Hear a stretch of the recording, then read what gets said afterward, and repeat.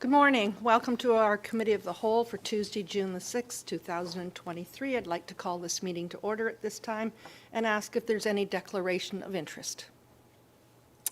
Seeing none, I will move along to the land acknowledgement. The town of East Gwillimbury recognizes and acknowledges the lands originally used and occupied by the First Peoples of the Williams Treaty First Nations and other Indigenous peoples. And on behalf of Council, I thank them for sharing this land. We also acknowledge the Chippewas of Georgina Island First Nation as East Gwillimbury's closest First Nation community and recognize the unique relationship the Chippewas have with the lands and the waters of this territory. They are the water protectors and environmental stewards of these lands, and we join them in these responsibilities. We do have some community announcements today. This month we celebrate Seniors Month as well as Pride Month. On June the 1st with Council, staff, and our community, the Pride flag was raised in our community flagpole and will fly for the month of June. And this afternoon we will be acknowledging this afternoon we'll be celebrating a select group of seniors, acknowledging them for their volunteer service. Congratulations to Tangle's Hair Salon and Spa, who celebrated 20 years in business yesterday. They're in Holland Landing at the Gristmill Plaza. Are there any announcements from members of council? Councillor Lahey, go ahead, please. Thank you, Madam Mayor, through you. I would like to thank all of the staff and committee members and members of the public and residents of East Gwillimbury who participated in the EG team for Easter Seals and the fundraiser. And it was a great success. It was a beautiful day, a great turnout, and we thank them for participating, and we look forward to next year when we will have, I'm hoping, an even more robust team for our EG. So thank you very much to everyone. Thank you. Any other? Councillor Foster, go ahead, please. Thank you, Madam Mayor. I'm getting a really early start on this one, but on September the 10th, Mayor and Council will be, before September the 10th, will be receiving invitations. But on September the 10th, they will be celebrating the 180th anniversary of Christ Church in Holland Landing. So it's been a light on the hill since 1843 is their saying. So I just wanted to make sure that everyone knows about that. Sunday, September the 10th. There'll be lots of time for worship and Thanksgiving and memories, of course. Lots of pictures and that type of thing. So just wanted to make sure that everyone knew about that one. What a milestone. Wow. Wonderful. Thank you for sharing that. Any other comments, questions? With that, I will move into our deputation area, and we have our McGlone, President of East Gwillimbury Minor Hockey Association, making a deputation to committee regarding East Gwillimbury Minor Hockey Pilot Agreement. Welcome. Good to have you with us today. Good morning, Mayor. Council, my name is Rick McGlone. I'm the President of East Gwillimbury Minor Hockey, which is to say that I'm probably the least hardest working volunteer there. So I get to say that I'm the president. I'm also the co-chair of the newly created Upper York Admirals Hockey Association, which is a AA version. So I did put together a slide presentation for today. However, in reviewing it last night, I realized that for some reason I thought I had an hour, but I understand I'm limited to 5 minutes, so I'll do my best to kind of go through the important points. I believe everybody has access to the PowerPoint, so you can read it at your leisure. There's a lot of important information and some information that's not so important. So I'm just going to go through it very slowly. Before I start, though, I'd like to give a personal thank you to Mayor and Council for your support through the whole COVID adventure that we had. And up until this day, I deal with a lot of other presidents and a lot of other associations. East Gwillimbury was one of the first towns to come up with affordable pricing for ice during the COVID pandemic, and we really appreciated that. We were able to keep hockey going. Much appreciated. I say it all the time to my membership whenever I do a town hall or I have an AGM, I'm constantly thanking the town. Rarely do we get an opportunity to thank everyone at the same time. So I thank you once again personally for your support. The town staff, I can't say enough about them. Day in and day out, they are accessible, they are transparent. They never keep us waiting or wanting for anything, and they're usually 1 or 2 steps ahead of us when things are happening. So I appreciate that personally, and as an association, we appreciate that. Okay, so I guess we go to the slide deck. Pilot agreement, what is it about? East Gwillimbury Minor Hockey is entering into a pilot with Georgina Minor Hockey.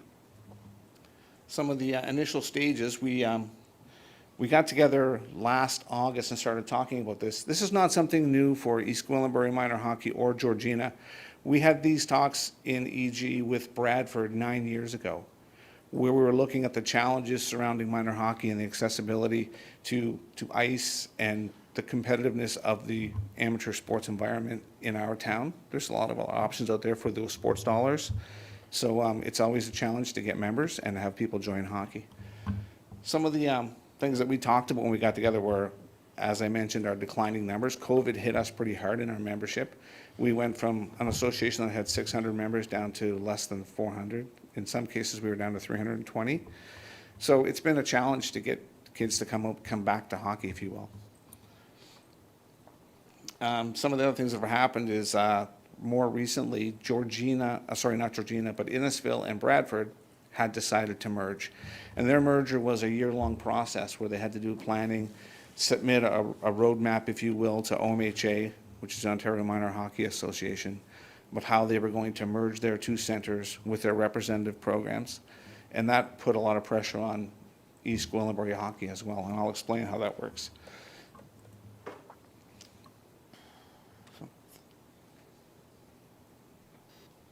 So what we were trying to do, the current landscape was, there was currently 7 AA centers for hockey. So what that means is East Gwillimbury Minor Hockey was an A center by definition. So anytime there was a AA center somewhere else, players were able to leave our hockey association and go play in those AA centers. So in some instances, we were losing, East Gwillimbury was losing 30 to 40 players every year to go and play in Stouffville, Aurora, the surrounding centers that offered AA.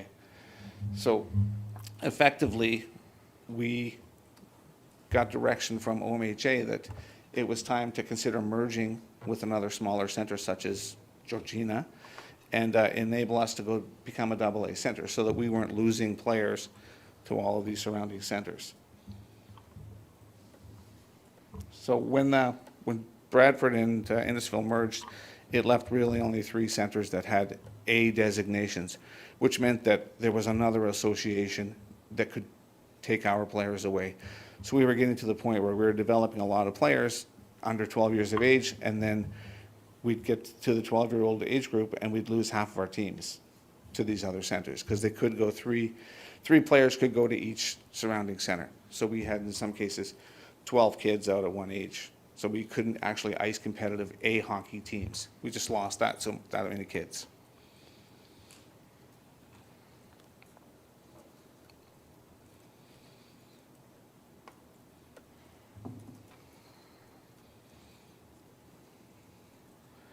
So there's an example up there of our membership. Currently, we have 475 members in East Gwillimbury and 515 in Georgina. So as I mentioned, the NRP program is a constant drain on our hockey association as well as Georgina's, and we are having difficulty icing teams just at our A designation.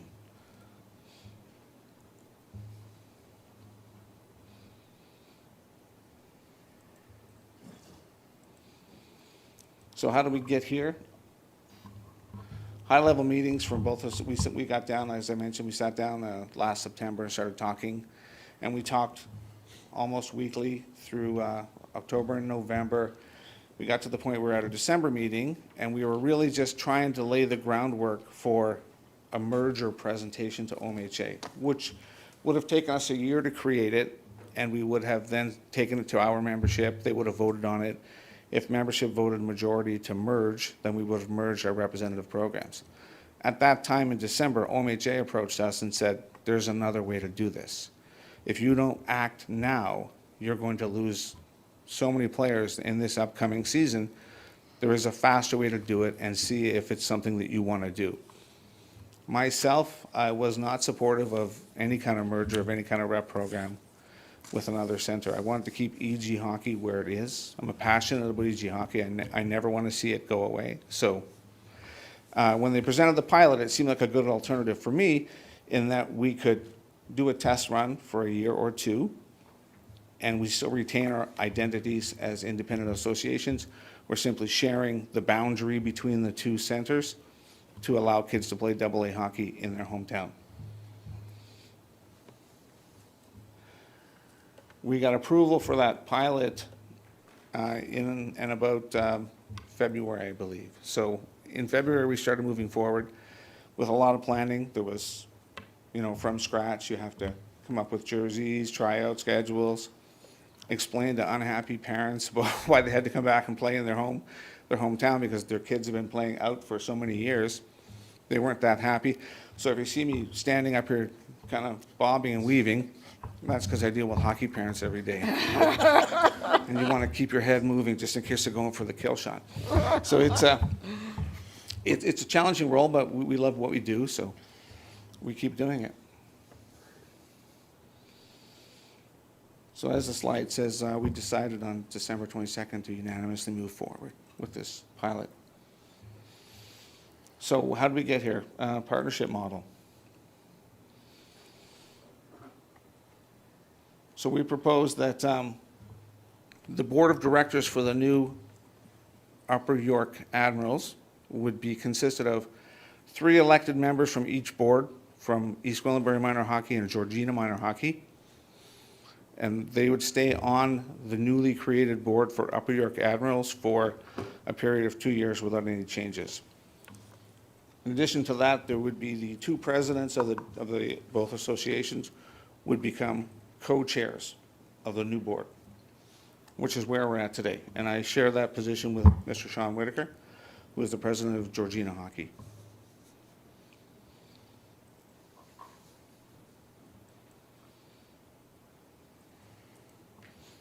So East Gwillimbury Minor Hockey and Georgina Minor Hockey will continue to operate as house league and local league, we call it, where the kids go and play in a loop of 9 other centers. It's like a, enlarged house league, if you will. We will continue to do our development in EG. We'll continue to have East Gwillimbury Eagles as an association. There'll be no changes there. Actually looking forward to that because it allows us to focus on development for the kids who don't want to play representative hockey. And it opens up more avenues for coaches to get involved and more kids to get involved. So what we have to do now is work toward more inclusivity, reach out and grab those kids that are coming to our community that don't currently play hockey. So the pilot will go for 2 years maximum, and after that we will have to present to OMHA road work for a merger if we decide to do it, and then membership will vote on that, on whether or not it becomes permanent.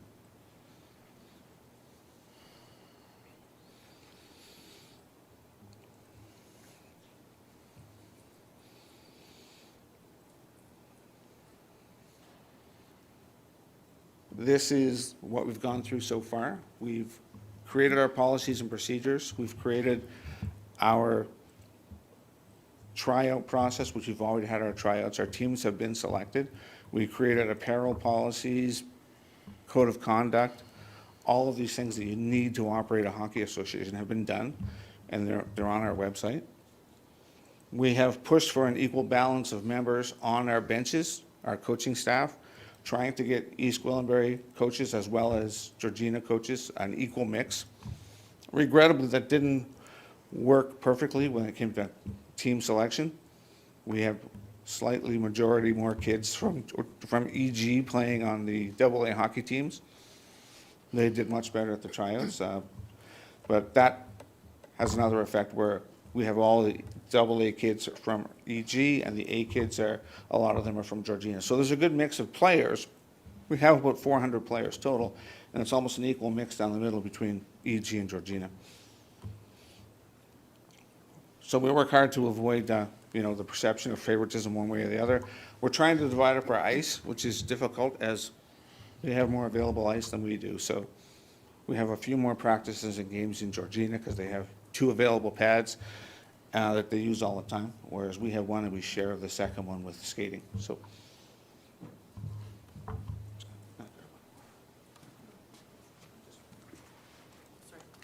work on my hand signals with my wife for water. Promise it's just water. I considered alternatives.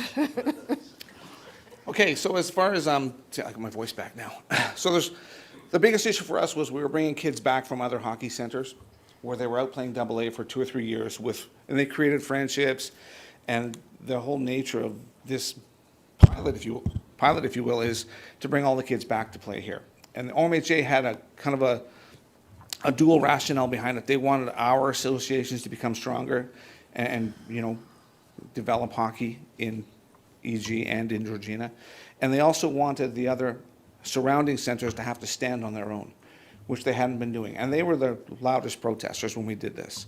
They had the biggest concerns about, we were decimating their programming, taking back the 40 kids that we developed, before they became 12. So it's been exciting. As far as the AAA options go, we are still a feeder center to the York Simcoe Express, as was Georgina before. So kids will go from our recreational programming, if you will, to the Upper York Admirals, and then they can be streamed into the AAA program through York Simcoe Express.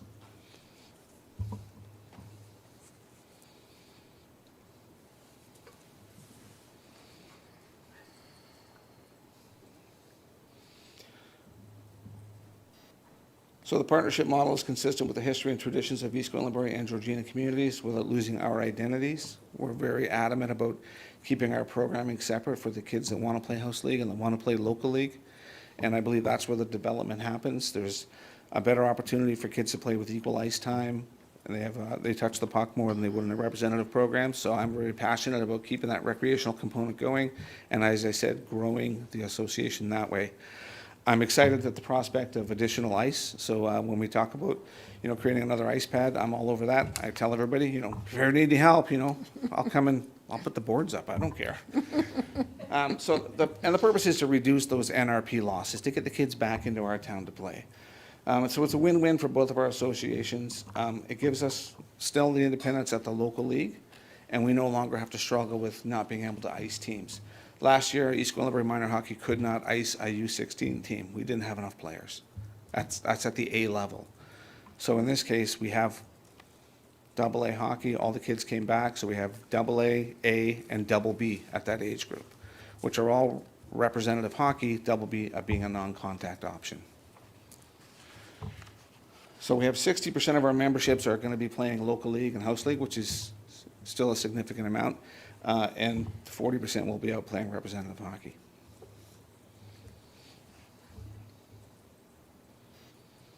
Okay, I have no idea how much time I've taken, but are there any questions? Thank you very much, Rick. Questions, comments? Go ahead, please. Thank you, Madam Mayor. Through you to Rick. Thank you for your presentation and exciting times ahead. Certainly, hockey is, hockey, Tim Hortons and Mounties are part of our national identity.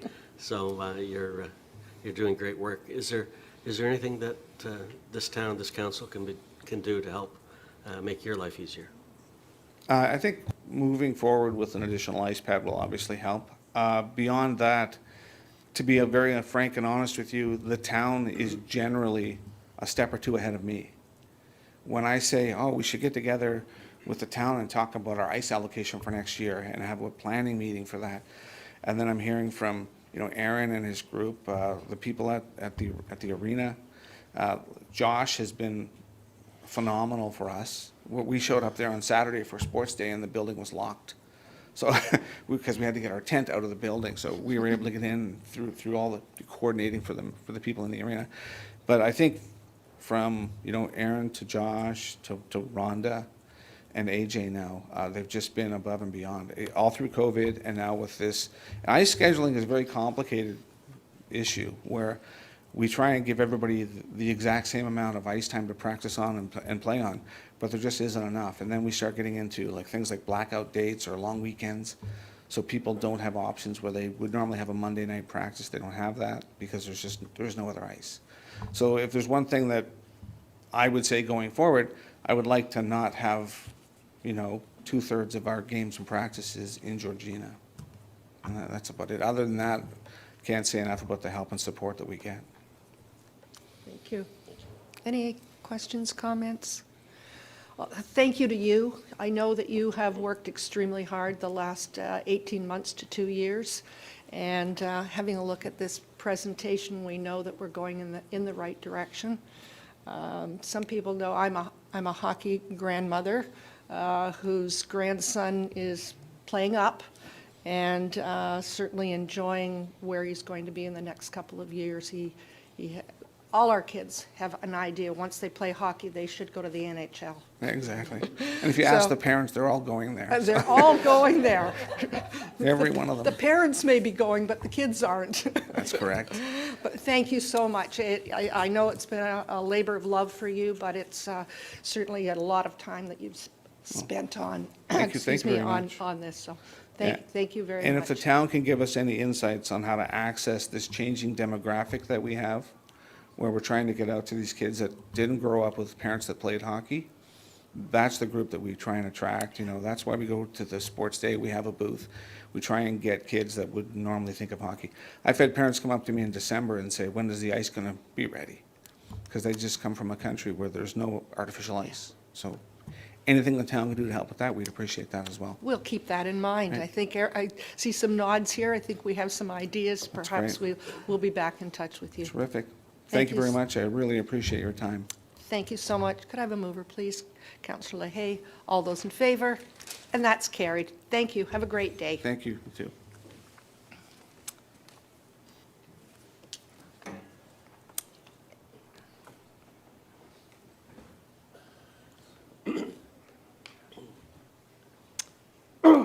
We have item number 2, J. Schofield, making a deputation to committee regarding a demolition matter at the property located at 3550 Boag Road. Like to come forward? Welcome, good to have you with us today. Hi, thanks. Good morning, Madam Mayor and Town Council members. Thank you for having me back. I was here in February speaking on behalf of my father for his property relating to the heritage listing, and that was removed from the list, so I appreciate that. Thank you again for that. I'm here today with my father and his contractor, Scott Sweezy, regarding his property again. He is hoping to build a new house on the property, as we mentioned last time in February, and would like to request the ability to live in his current dwelling while he's building the new house. It is our understanding that my father is not able to obtain a building permit without pre-demolition of the current dwelling because of zoning bylaw 2018-043, subsection 419. This bylaw stipulates that only one dwelling is permitted per lot. It is our understanding that the chief building officer is not permitted to issue a building permit whose execution would violate this bylaw. We appreciate the work of the building services team and the planning department and respect the need for the bylaw. And we understand that applicants in the past have not been true to their word when they've had an exception and not taken their second dwelling down and requested zoning change. So it's easy to understand why you'd be hesitant to give an exception. My father fully intends to demolish the current dwelling, as was evident when we came to have his house removed from the heritage list. We wouldn't have gone through that effort if that wasn't the full intention. He could provide a letter of intent between himself and the town committing to the demolition once his new dwelling has occupancy. Pre-demolition of the current dwelling will cause significant financial hardship, given it's his current home. My father would have to find a rental property until his new dwelling is complete, which would be a substantial added cost. In addition, pre-demolition would also cause property maintenance hardship. It's a 20-acre lot, so it'd be really hard to secure something of that size if no one's on the property during the build.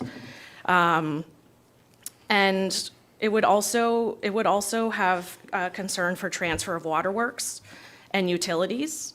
It's a well system, so it would be dormant during the build. It would also lead to unnecessary approvals if he had to demolish his current home of hydro, to then come back out to set up temporary hydro and then full hydro to the new property. If my father can maintain his current dwelling during the build, he would have access to hydro, water, and washroom facilities during the construction. The purpose of the demolition control and the need to acquire approval for demolition is to ensure there are enough homes to meet the region's housing demand. If we demolish my dad's current dwelling prior to building, he will then have to rent. And in doing so, take a rental property off the current market. It is our understanding that the current rental market has more demand than supply, and my father would be taking something out of that limited pool. In addition to the reasons I've just stated, my father would also like to honor the request from the last council meeting, from the mayor and council, to incorporate as many historical features from the interior of the house in his new build. And if he were to have to demolish it prior to building the new dwelling, he would have more financial costs in trying to store anything that he's maintaining to incorporate into the new house. So it'd be beneficial to be able to keep the current dwelling until those pieces are needed in the new build. We plan to submit a building permit in the coming weeks and request a decision to not lose any more time in the 2023 building season. As you know from our deputation in February regarding the heritage listing, we originally contacted Town Permit Coordinator April 4th, 2022, with plans to build that spring. So my dad's already lost a year going through that whole heritage process, which took quite a long time. One other point, it seems like Bill 97 is coming through, and one of the things in that is having a second dwelling on rural property, which is not my dad's intent, but it would be a lot for him to wait until something like that came through to take advantage of having two dwellings when he fully intends to take the second one down. It's not his intention at all to leave it up. My father has demonstrated willingness to comply with all the wishes of council and committees of council over the last year. We're hopeful that he's proven he's a man of his word, and you will grant him permission to live in his current dwelling. Scott, do you have anything to add to that?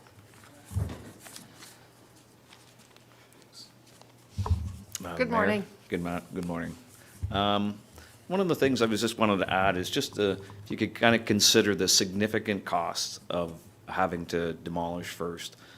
In the building process, we're talking about tens of thousands of dollars by being able to save by keeping the existing dwelling, being able to utilize the hydro, the power, the well water, and even the bathroom facilities, right? I mean, portalets, I guess you guys all know for how much they are, like you're $400 a month in that alone.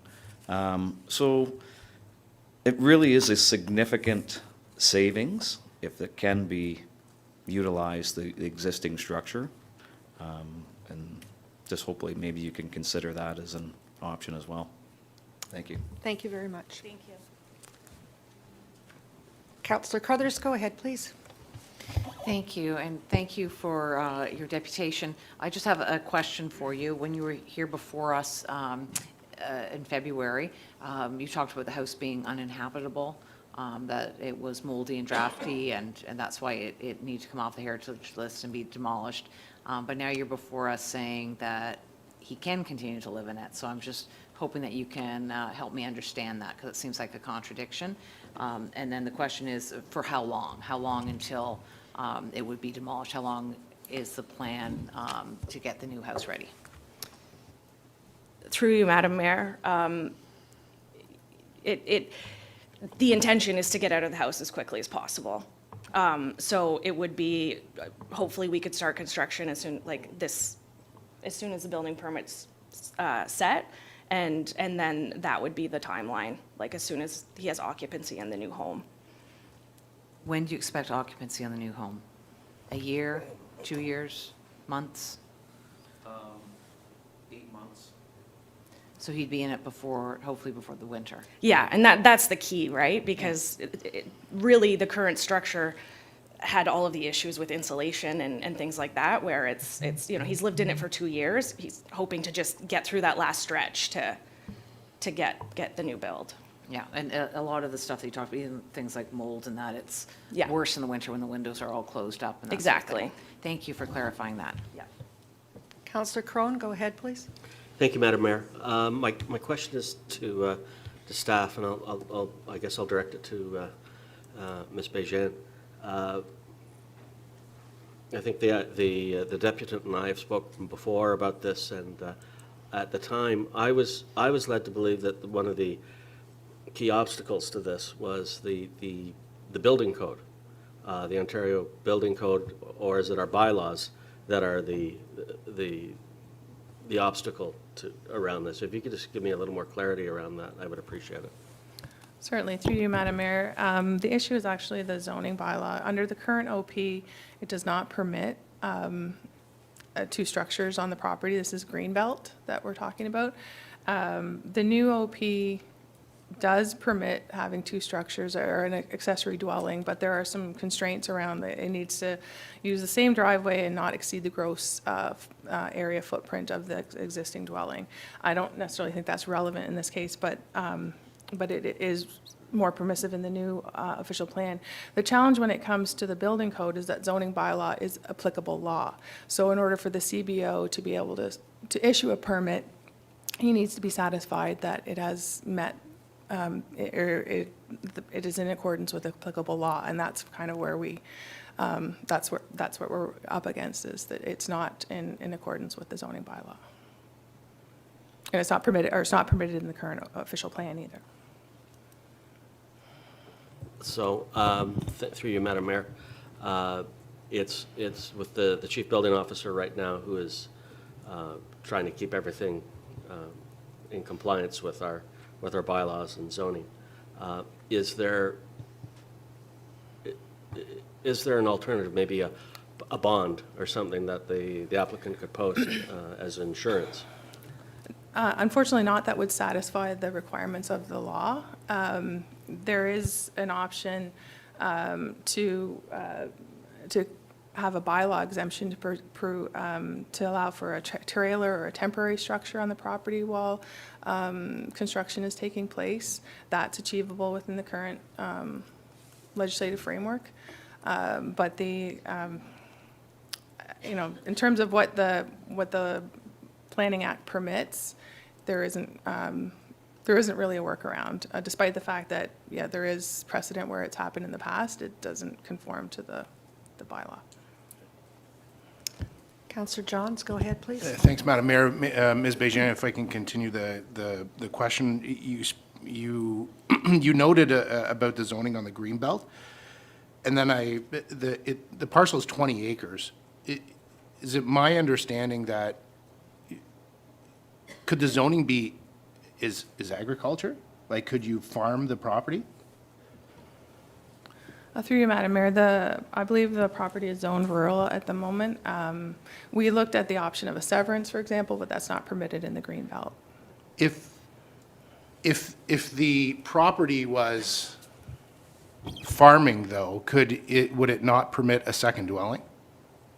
Madam Mayor, Ms. Bégin? The accessory dwelling unit, I believe, yes. Then it would not under the current OP, but we recognize that the new OP will permit it. So in terms of timelines, we could, that's an option we could pursue, but it would need to conform to the requirements and not exceed the gross floor area of the current dwelling, so, and use the same driveway. Okay.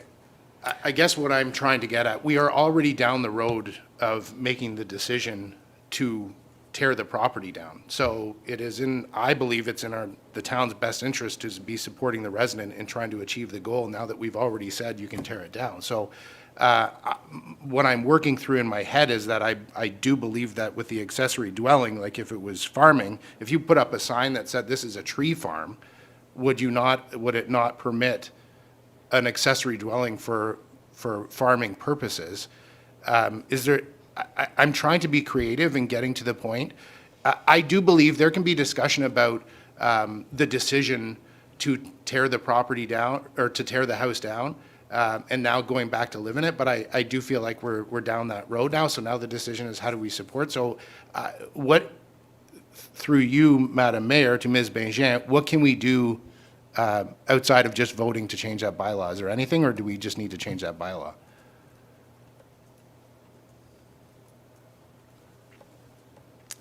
Go ahead.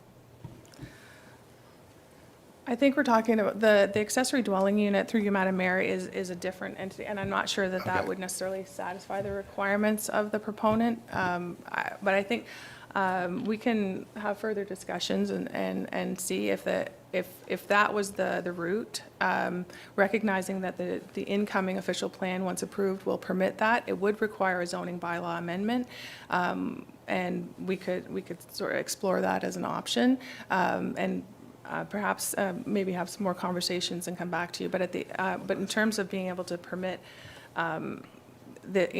I think this has come to council's attention because of the heritage component, but this is the practice in any situation when a new home is being built on an existing residential lot. The existing the existing dwelling is demolished before the new construction can proceed.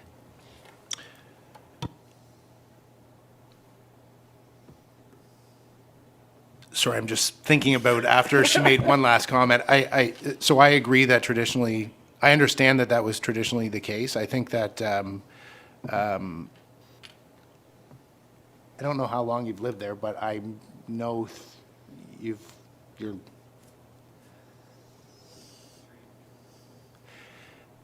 I think, listen, I don't know how we get there. We've already made the decision to allow it to get down, so I'm happy to support.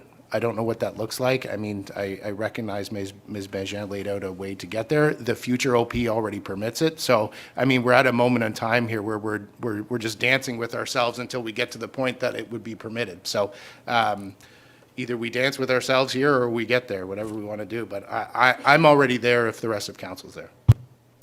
Councillor Lahey, go ahead, please.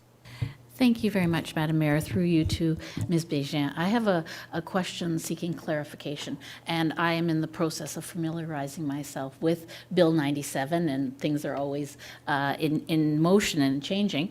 But I believe that Bill 97 states that there's a distinction between farms and rural property with regard to the driveway usage, and that Bill 97 states that you need to have road frontage rather than a driveway, and so I'm wondering if we can, if you can address that distinction between road frontage and driveway and farm versus rural.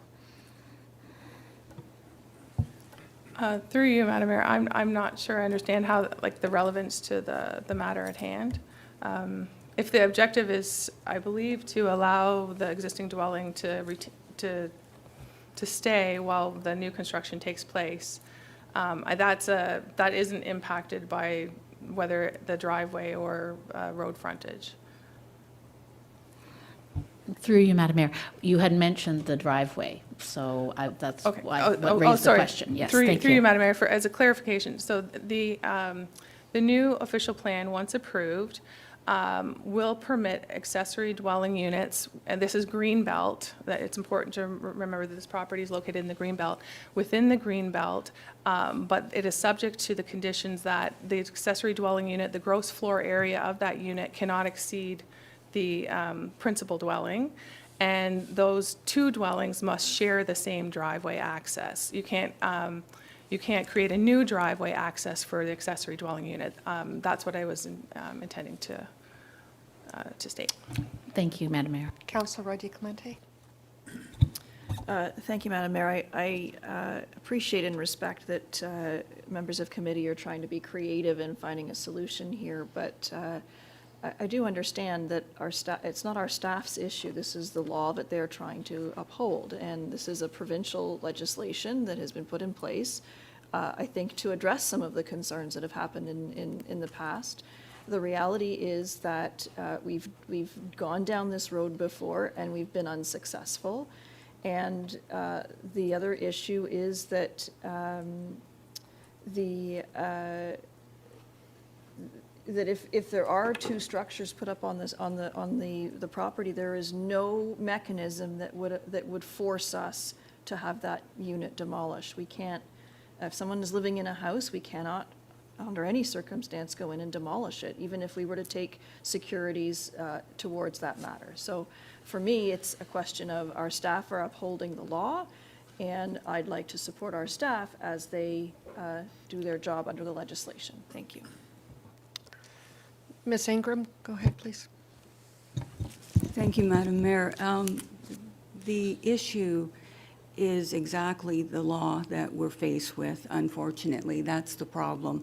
And the timing of things like the official plan being amended and Bill 97, it won't satisfy your timeline for your dad to live in that house. So we don't have a mechanism at law to allow the chief building official to issue a permit to build the new home until the house is demolished. So recognizing, unfortunately, that there's a cost involved that's outside of our control at the town to help you with that. It's just unfortunate, but there is no workaround this situation. There was a possibility, however, if you wanted, there was another option that Margot had in mind, which was you demolish the house that you're living in, which you've said is quite uninhabitable in any event. Demolish the house, get your building permit to get the build started right away so you don't lose another season, and put a temporary, like a trailer on there, which could be done, as I understand it. And so, but these are processes that, as Councillor Roy Di Clemente said, we don't make these processes, and we don't have an out to step outside of them.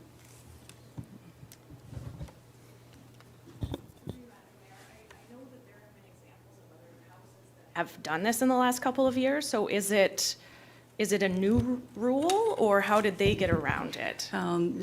That's not material to your Okay. deputation today, Okay, but this is what the situation is as of Okay. right now. okay. Thank you. I'm not seeing any other questions. At this point, I would, Councillor Roy Di Clemente, go ahead, please. Just to a further point, I believe that this is the first one that's on the green belt that we've been asked to address. So I think there were other examples in more urban areas. Yes. So that may be why. Thank you.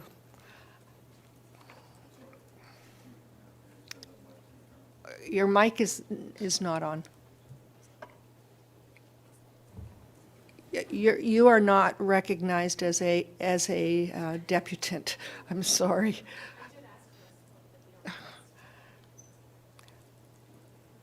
I believe we've heard all of the information that we have in front of us today. Could I have a mover, please? Councillor Crone, all those in favor? And that's carried. Unfortunately, we don't have the answers for you. It's a tough situation. We all feel for you, but legally there is no path at this point. So, thank you very much.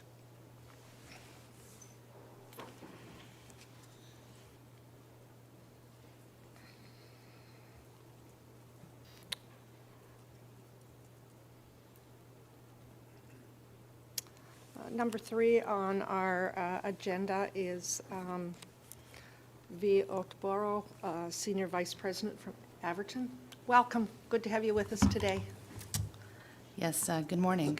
I'm Vanya Ottoborgo. I'm here on behalf of 1422754 Ontario Limited. That's the official legal ownership for our project in East Gwillimbury. The site is located on 19267 Centre Street and is governed under the site plan agreement SPA 1501.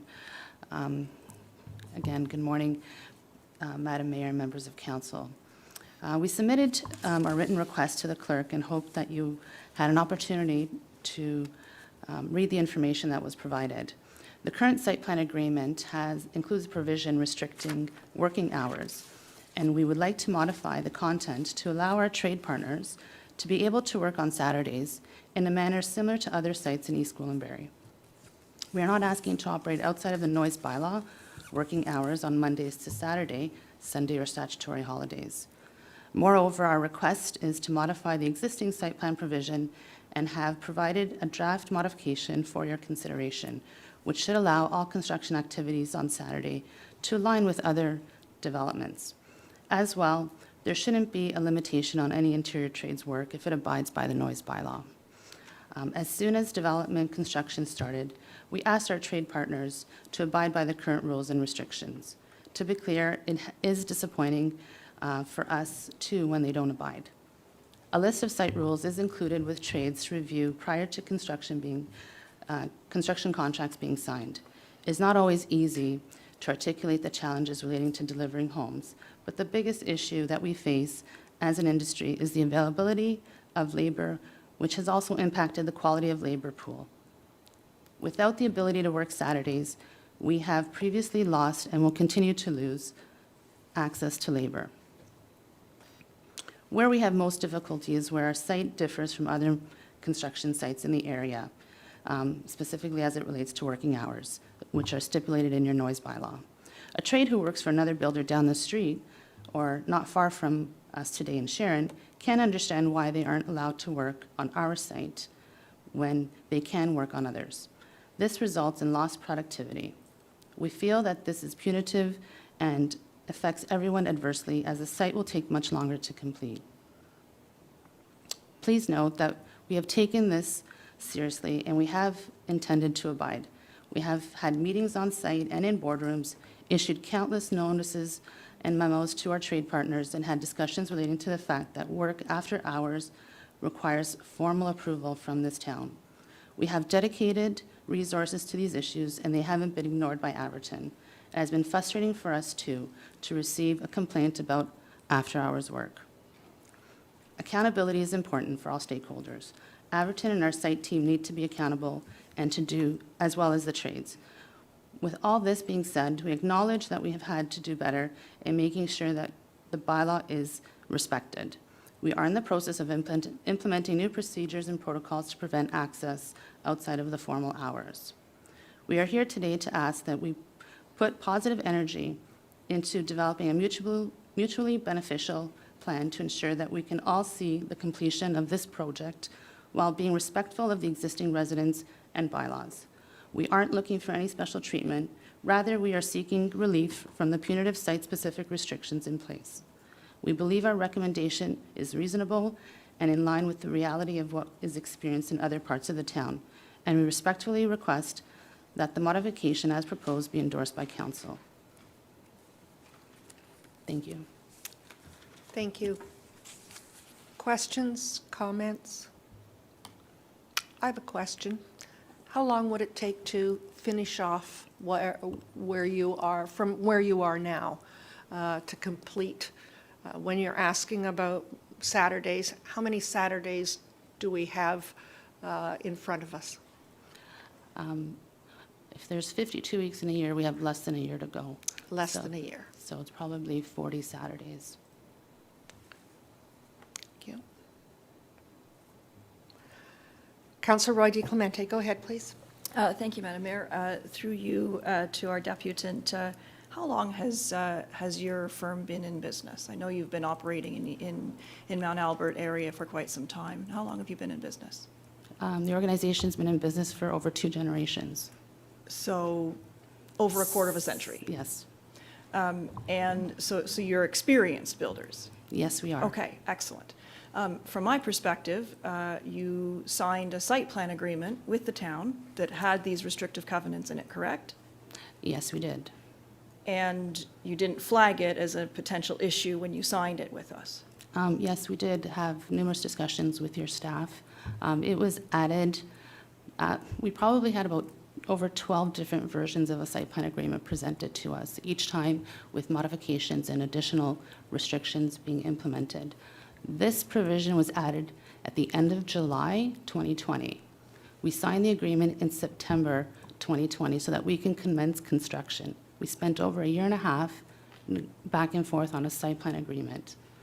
In addition, this restriction was implemented at a time when the province had implemented a regulation that restricted the ability for municipalities to implement these types of controls. But yet, being respectful and understanding what the provisions was related to, it was our understanding that this related to the development activities. So servicing and earthworks, which of course, includes the use of larger equipment. So we were respectful in acknowledging that we would not have those types of works on the Saturday. And that was our interpretation at the time. But you signed the agreement. Yes, we did. And as far as I understand it, you have not adhered to it. Our staff have had significant engagement with your firm, asking you to be a good neighbor and adhere to that agreement. And That's you correct. haven't. Okay, thank you. Councillor Crone, go ahead, please. Thank you, Madam Mayor. Through you to our Deputant Vanya, I'm not happy with the way our relationship has progressed. I'm sure you're not happy either. We've had discussions, some very candid. I've used language that I'm not proud of, and I've apologized for it. I know you're in construction, so you're unaccustomed to rough language. I'm joking. I'm struggling. I really struggle with this. I'm not unsympathetic to your cause to get the people moved into their homes. I'm really not. But as my colleague has just pointed out, there's been this agreement. We've had people on site, bylaws officers, telling your trades not to show up, that it's a Saturday, they shouldn't be there, and they're quickly dismissed. And so I would dearly love to do something to help you here, but I've just, we had a trust issue out of the last few weeks since we had our initial meeting. There's only been 1 weekend where you haven't worked. So I'm looking for a little give here, but I'm not getting it. So I'm in a hard spot here to be supportive. So I'm trying not to be unsympathetic, but I need something to work with here, and I'm just not seeing it.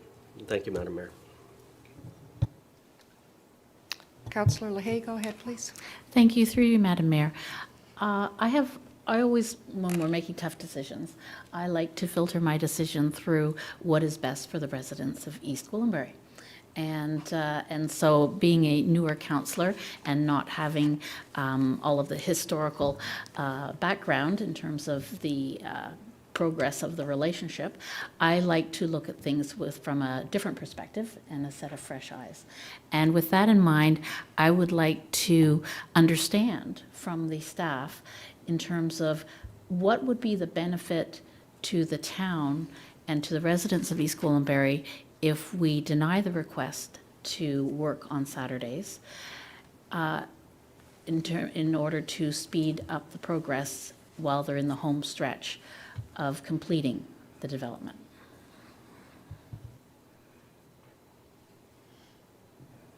Through you, Madam Mayor. Obviously, if work was permitted either longer hours during the day or on a Saturday, that construction would be completed quicker. How much quicker, that I can't tell you, but it certainly would improve the schedule for completion.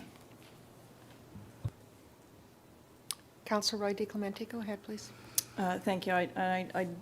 Not that I disagree with Mr. Molinari, but I also see the logic in saying if you have one person who's working 10 hours, then if you allow them to work for 20 hours, then obviously they're going to get twice as much done. But if you had two people working for the same amount of time, the work would be done quicker as well. So in this situation, it's really a question of bring more people in when you can work rather than allow the site to be disruptive to the existing residents who are, to whom we owe peace and quiet, at least a period of time on the weekends where they can be out in their gardens. If there's work going on, there's people who have gardens that they're eating from that they can't maintain because the dust is too high. And those aren't even the people who are complaining to you, Councillor Lahey and Councillor Crone. There are other people who are suffering in silence as well, and those people we also have an obligation to. Go ahead. Through you, Madam Mayor, and to follow up with Councillor Roy DiClemente's statement, I have yet to date, although I have been on the job for 6 months, I have never received one complaint directly to me with regard to any noise or other issues with regard to the development. But that might just be an exception because I am a new councillor, but that is my experience, and that is what is a fact in terms of my experience. So again, I would ask, in order to reduce the delays because of the future residents moving into that development, who are ultimately the ones who are paying the price for the delays, both literally and in terms of time, to moving on with their lives and moving into those developed homes, I would ask that people consider what's in the best interests of those 100-plus future residents of East Gwillimbury. Councillor Roy DeClemente, go ahead, please. Thank you, Madam Mayor. Councillor Lahey, I can certainly arrange for some people to call you and express their disappointment with what's happening near their homes. I guess from a historical perspective, this isn't a question of, obviously we all feel sadly that there are residents who are waiting to get into their homes whose homes haven't yet been built. The issue is also that these homes were sold before there was even a site plan in place. This particular party did not even know how many homes were going to be approved to be built, and yet they had a sales office open and were selling properties to people before they were even authorized to do so. So it's really hard for me to feel some compassion when these are business decisions that are being made without mind or regard for the future residents.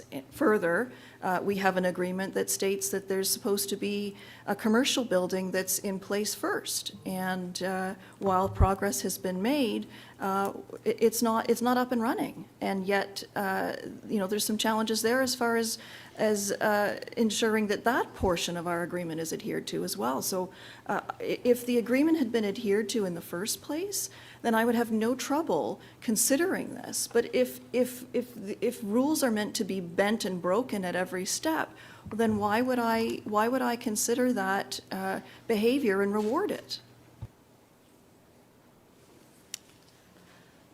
Councillor Crone, go ahead, please. Thank you, Madam Mayor. Just on the topic of the commercial piece, do you have any signed agreements with businesses ready to purchase the units in the commercial portion of your development?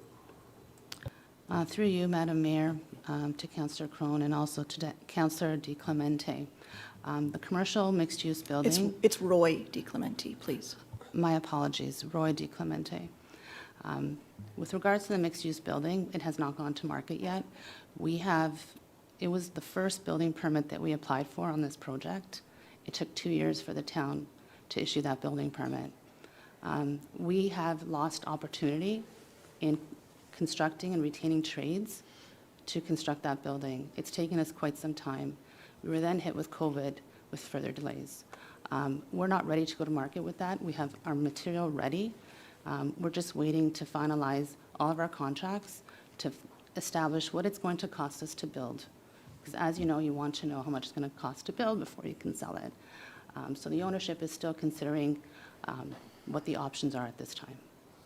And as soon as I have that information available, I will share it with the town.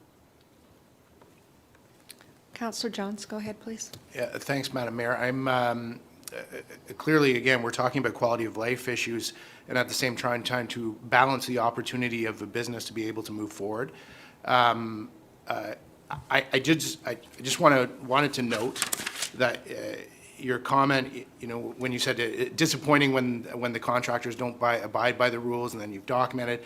I appreciate you saying that. I also recognize that there are other ways in which you could communicate by ceasing relationships with contractors, but I understand that you're in a position as well. So I just wanted to acknowledge the fact that you are saying that, but then you're also here looking for the permission. So you are also of the understanding that you're in a hard place as well. So Correct. And I'll just, no need to say anything. I just wanted to acknowledge that because I recognize you're running a business, you're doing your best to move forward. That being said, quality of life issues. So what are ways around it? Like if we didn't clearly there's a bit of tension within the relationship on both sides. I'm not privy to that, but if I was just looking at it, I would say it would make sense to protect quality of life for the residents existing there. Interior work should be allowed to continue if there's no issues from a noise perspective. And I would think that if we were attempting to move things forward because it's in your best interest along with ours for you to make this project a success and move on to your next one.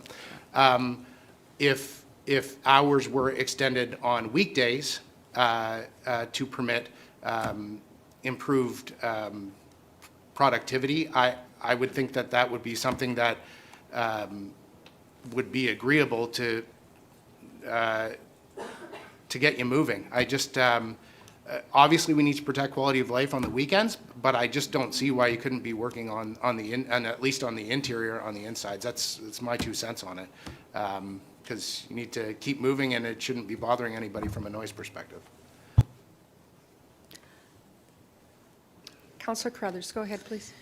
Is this something that we can do on a temporary basis, allow them a number of weeks to be able to do this? And if there's complaints, if there's noise, if they're working outside rather than inside, it's something that we will not renew. But I would be happy to look at this on a very temporary basis with the ability to revoke it or continue it depending on how they go about it. Because it sounds like there's trust issues. So. Perhaps weekdays as opposed to weekends, something of that nature, extend the work day a little longer, a couple hours or whatever it might take. I think that's an opportunity. We want it finished. You want to have it finished.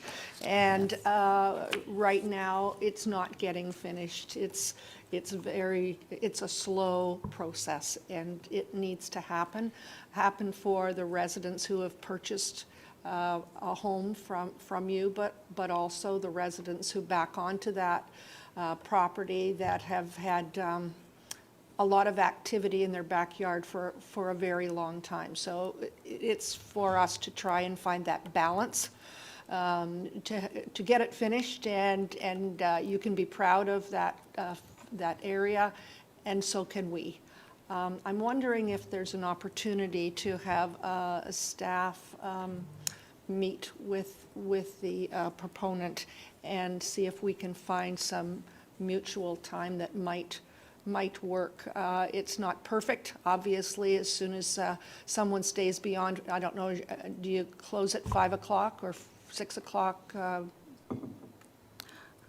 Through you, Madam Mayor, to address the issues of, extended hours during the week, that would be helpful.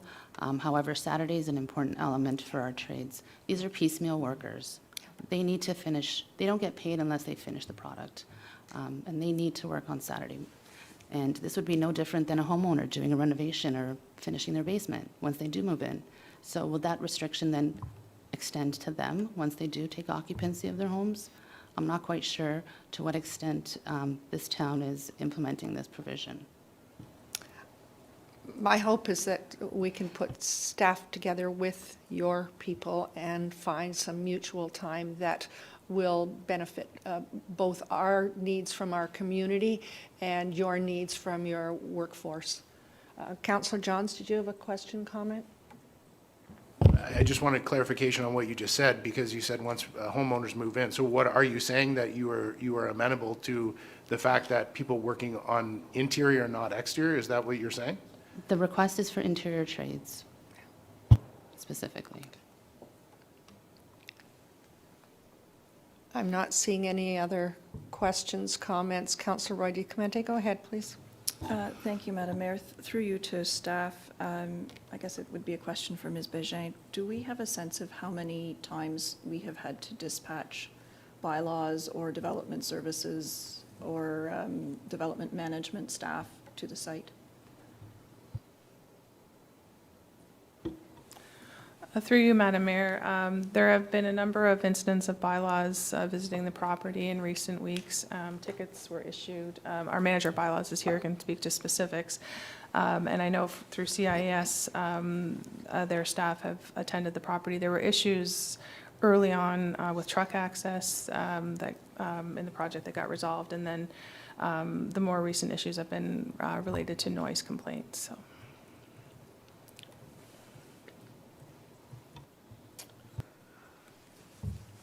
Mr. CAO, might we have staff available that could work with the presenter today and come back to us with I guess, understanding on both sides?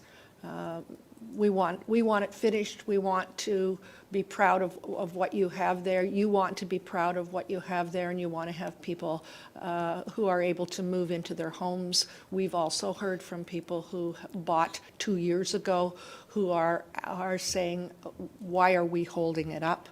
I think there's an opportunity to work with staff and see if we can come up with something that would work for you and perhaps work for the municipality as well. Madam Mayor, what I would suggest is if council wishes to pass a resolution to direct staff to work with the company in this case, we could meet with them this week, and we can try and come back to the next council meeting with some recommendation for some sort of temporary approach for a number of weeks that council could consider, and at the end of that period, if things are working out, could consider extending or not extending, depending on how that goes. So we could certainly come back with a proposal to the next meeting if you'd like.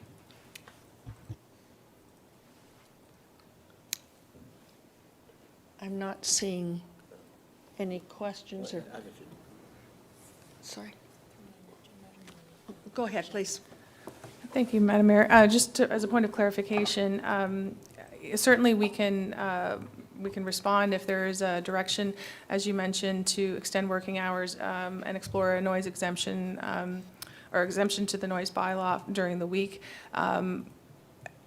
I think the matter before you is about amending the current agreement, so that would be a different process to permit weekend work. So certainly happy to take direction according to council's wishes in either case.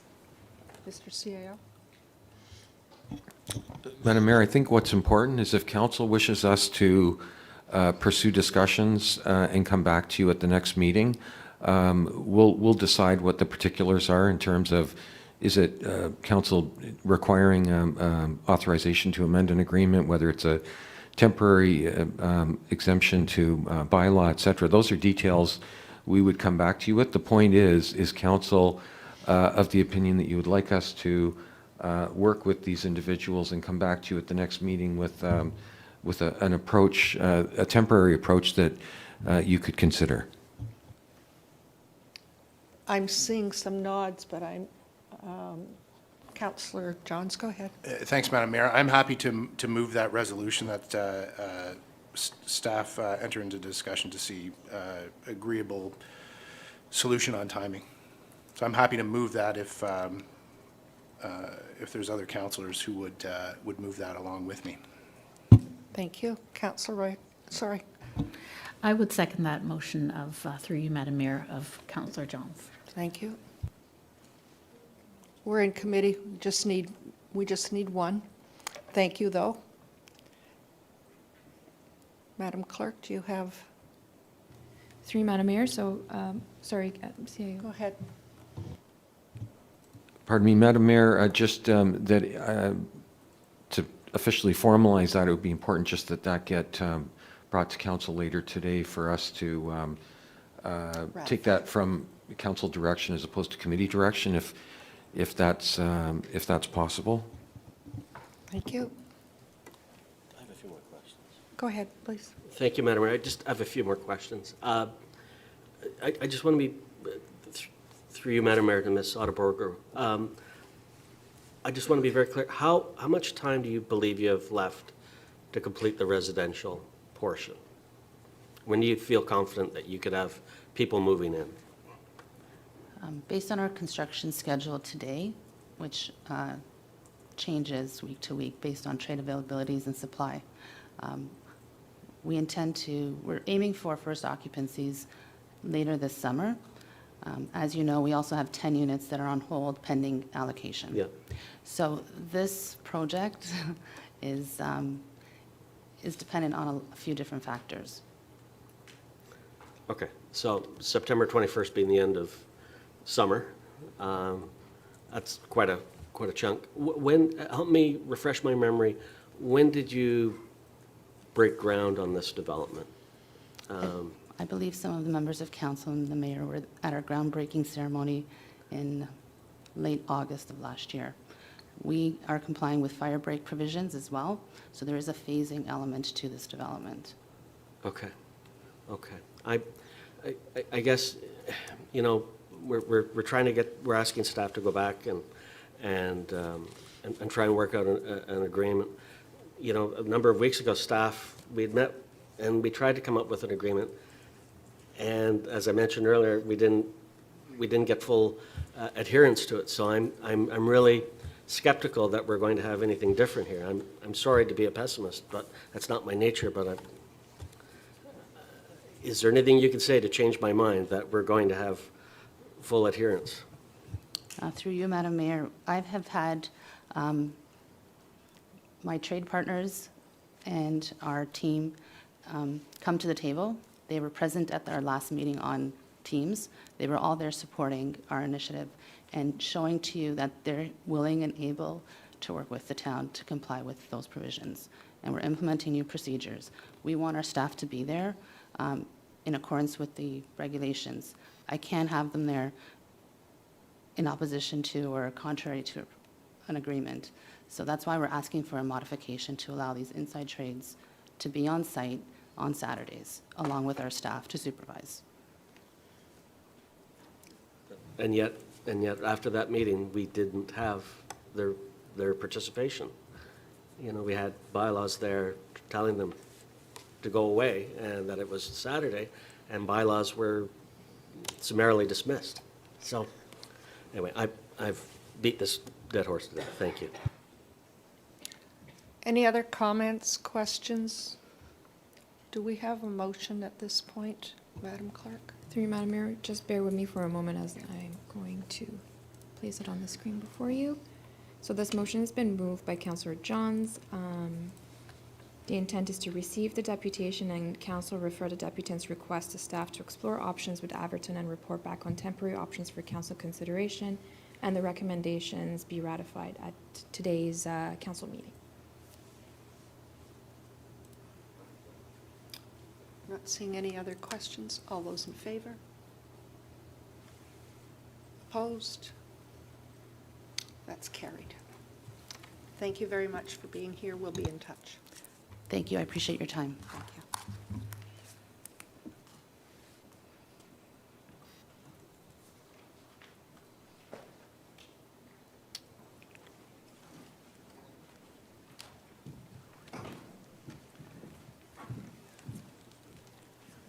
Yeah.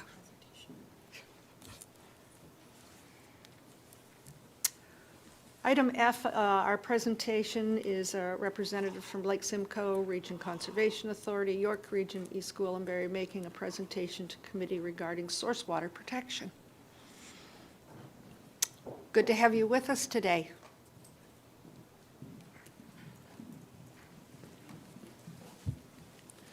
Thank you very much, Madam Mayor, members of council. My name is Bill Thompson. I work with Lake Simcoe Region Conservation Authority. Part of my role there is managing our source water protection program.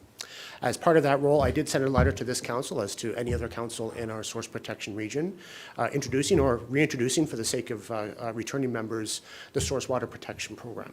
The committee received that letter, or council, I suppose I should say, received that letter in March of this year and requested me to do a follow-up presentation, which is what I'm here to do today.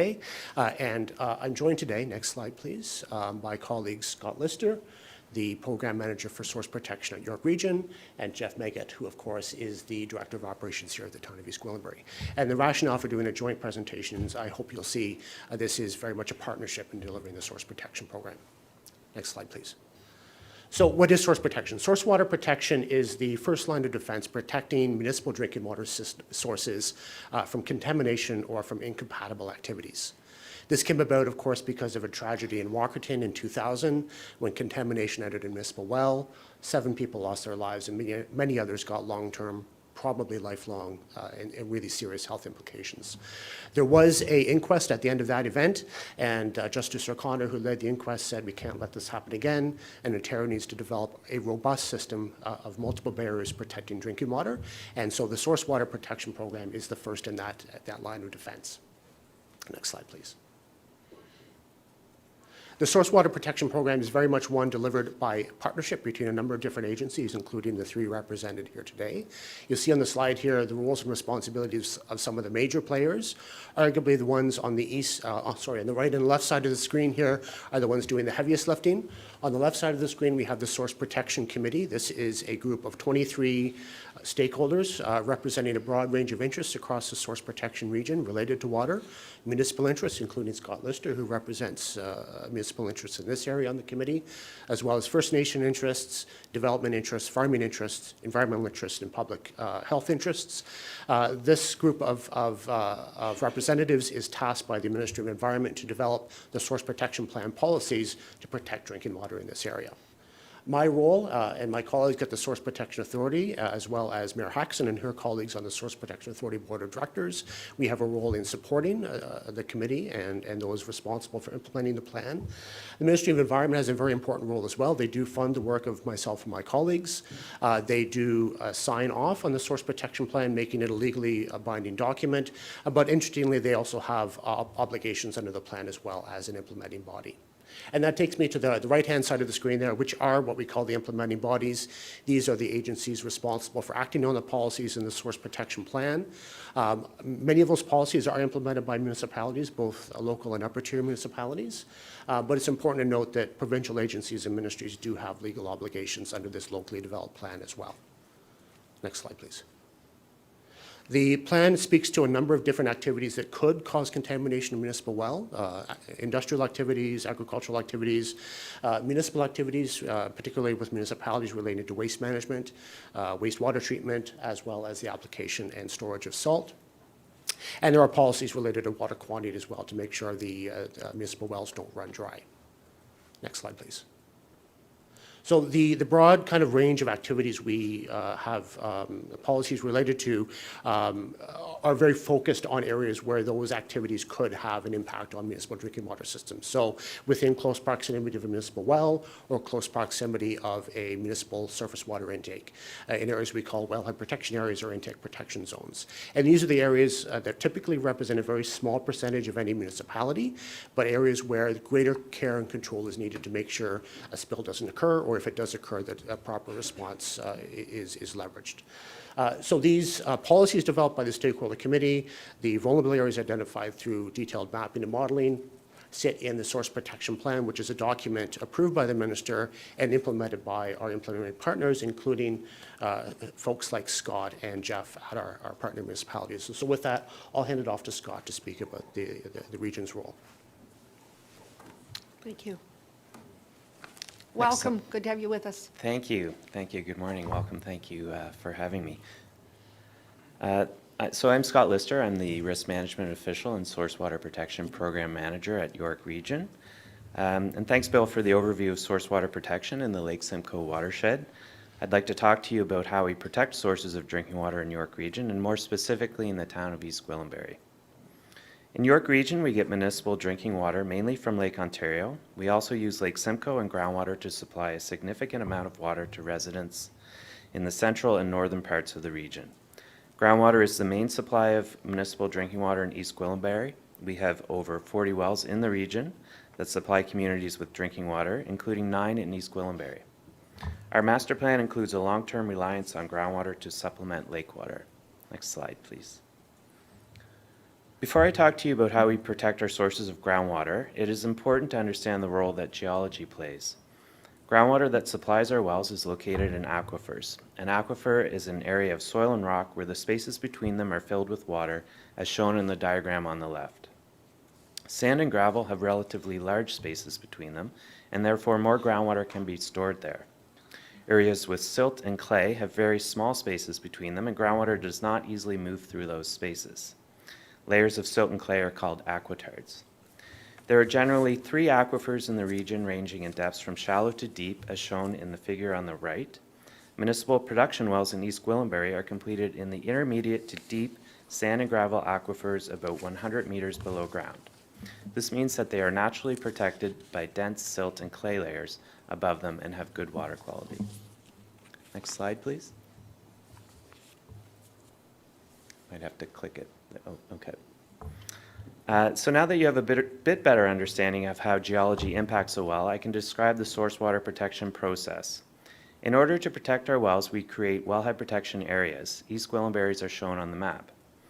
Wellhead protection area A represents a 100-meter circle around the well. It is a red circle on this map and receives the highest level of protection. There are then wellhead protection areas B, C, and D as you move away from the well that are based on how long water takes to get to the well once it is in the aquifer. These rings represent levels of protection for the well. Also on Green Lane, east of Yonge Street, a new well site is in development and will have a wellhead protection area put in place in about 5 years. Wellhead protection areas are drawn by experts using computer models. The areas are determined by the length of time that it takes for a drop of water in the aquifer to reach the well, which is based on the type of soil or rock in the aquifer and the rates the wells are pumped at. Another factor in protecting the wells is determining the risk level for an area based on how vulnerable the well is to contamination. This information, combined with the wellhead protection area, is used to determine the vulnerability score or risk level for an area. This is important because vulnerability scores determine when something is a significant drinking water threat under the Clean Water Act, which in turn determines when we can manage or prohibit those threats. The vulnerability scores are relatively low for the wells, except in the 100-meter area around the well, where it is automatically highest as required under the Clean Water Act. The region also carefully monitors the health of the aquifers using monitoring wells. In East Gwillimbury, there are deep and shallow monitoring wells used to collect water samples for quality tests and continuously measure aquifer water levels. Next slide. One of the objectives of York Region's Source Water Protection Program is to mitigate existing threats. Existing businesses, farms, and institutions in the wellhead protection areas with significant drinking water threats are required to negotiate a risk management plan with York Region. There are 9 risk management plans in East Gwillimbury and 101 in the region. These plans include measures that reduce the risk that the business's activities will contaminate the groundwater.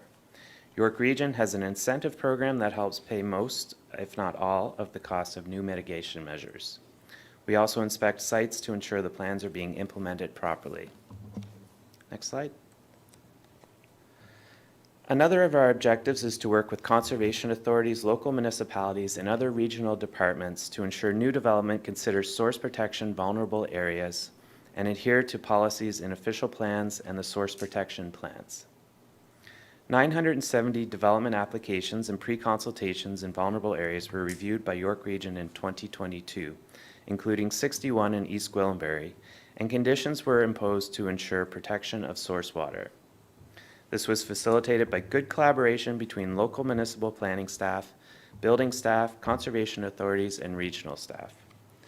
There are a few ways we ensure developments do not impact our wells. One of these is to require a source water impact assessment and mitigation plan under the official plan in wellhead protection areas when developments have activities associated with them that may pose a risk to our wells. They are used to mitigate source protection concerns beyond the requirements of the Clean Water Act. Another way is by requiring a source water protection permit for developments near municipal wells to determine if an application has the potential to introduce a new threat to drinking water. This interaction between York Region, the town, the CA, and development proponents results in proactive refinement to development proposals to eliminate policy conflicts, if there are any, and ensures appropriate development in vulnerable areas. Furthermore, staff review hydrogeological reports for development sites to ensure on-site dewatering does not interfere with municipal water supplies and is properly assessed. Next slide. I'll hand it over to Jeff.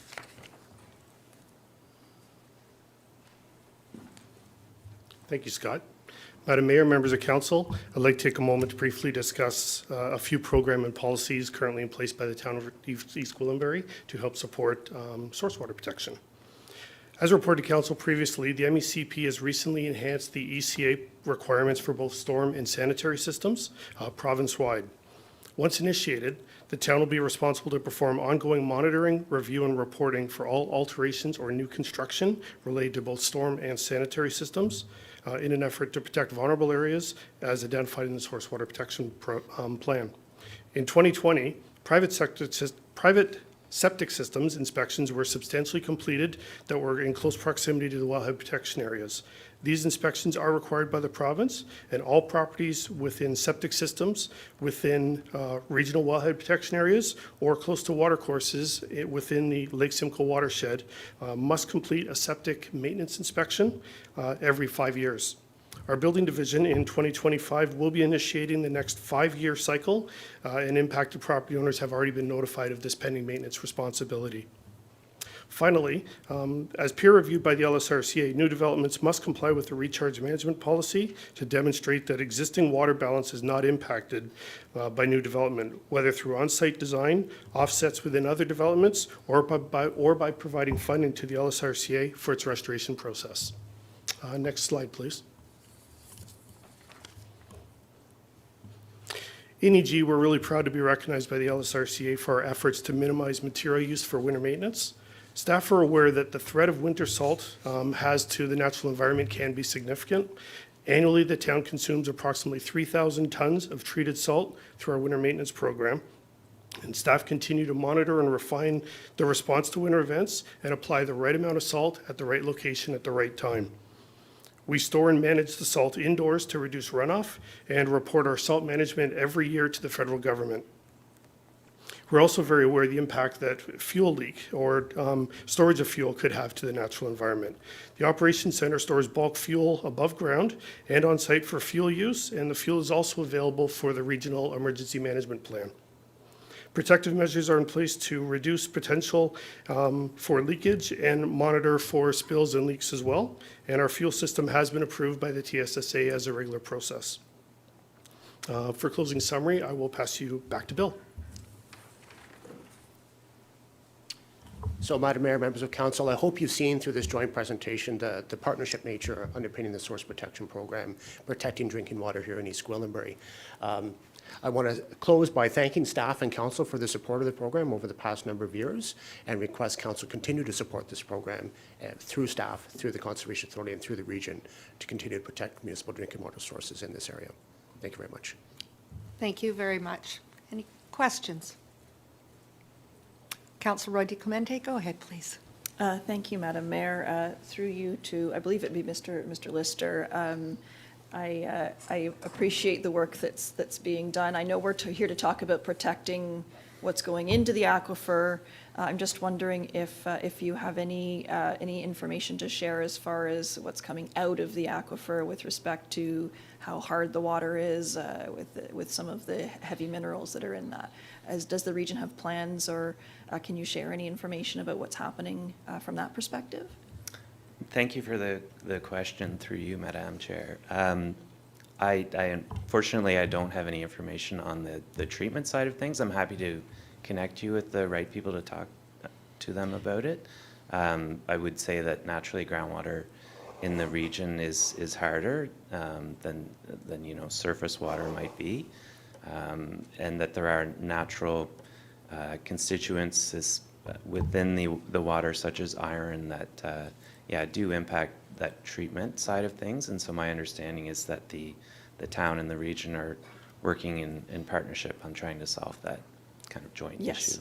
Yes, it's my understanding that there is quite a bit of work that's being done. I was just hoping that we would have an update for our residents, because I know our staff as well as ourselves are still getting phone calls from residents wanting to know about additional filtration being installed. So, but thank you very much for your work on this.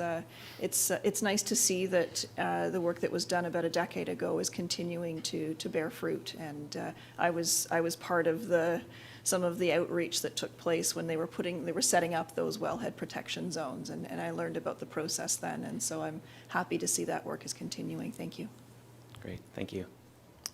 Other questions?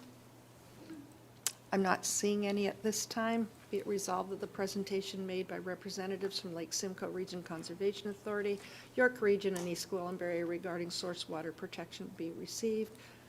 I have a mover. Councillor Crothers. All those in favor? And that's carried. Thank you very much for being here. I'm at item G in our agenda today, and with Councillor Lahey is Chair. Go ahead, please. Thank you, through you, Madam Mayor. We have 5 items on the list today to discuss, and I will read them out individually on the agenda as we get to them. I will read the first one, which is Community Infrastructure and Environmental Services Presentation, the Holland Landing Yonge Street Revitalization Project Update. Could I please have a mover? Thank you, Councillor Johns. And with the General Manager Molinari, do you have any comments? Yeah. There you go. Thank you, and through you, Madam Chair. Yes, we're very pleased to have our project consultant, Max Laszlo, here from Cosburn Guyperson Landscape, as well as our Manager of Development Engineering, Kevin Brake, to provide an overview of the project and the updated design.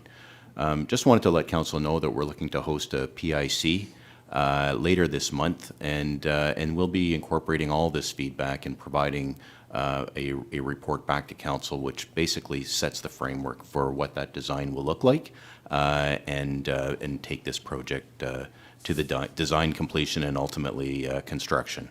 So with that, I'll pass it over to Kevin and Max to walk us through the presentation.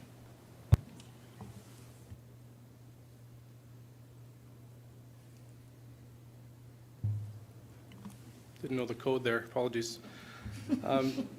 Through Madam Mayor, good morning.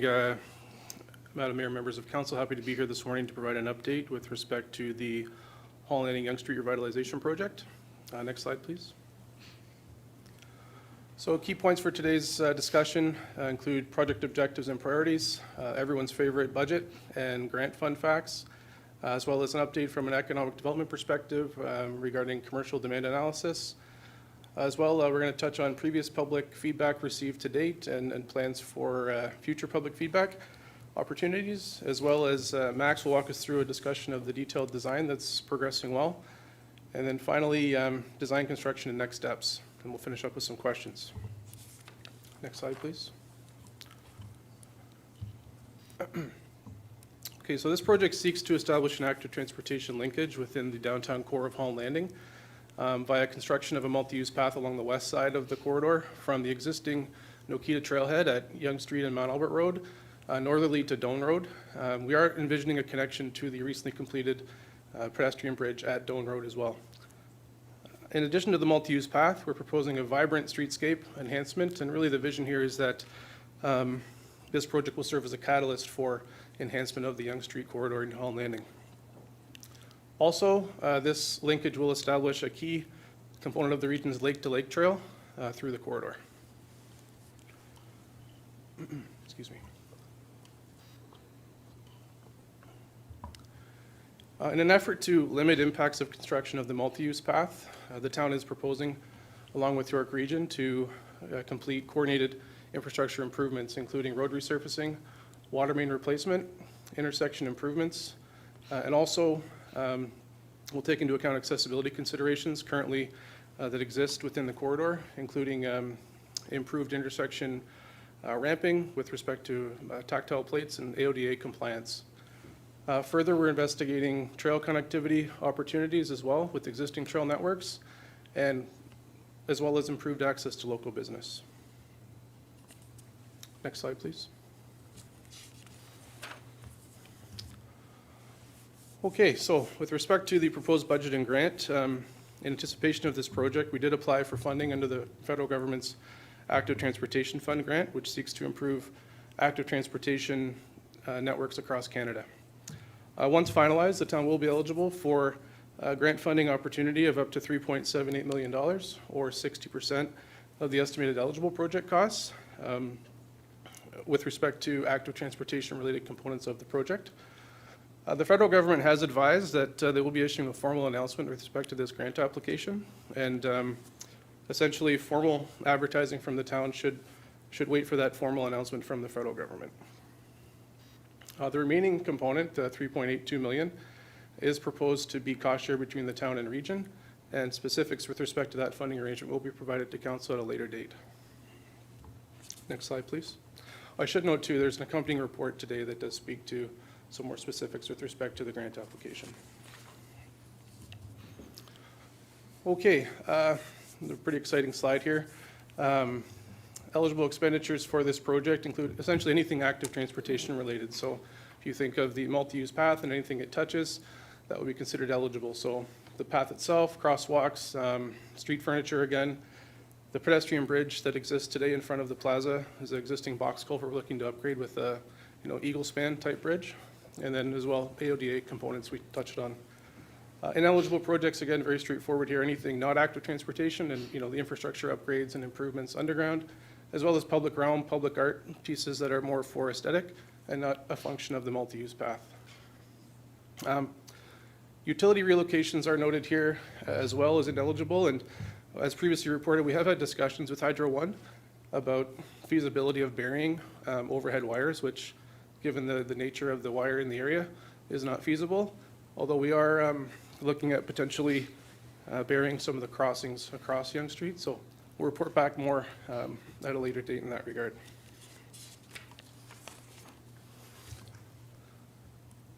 Next slide, please.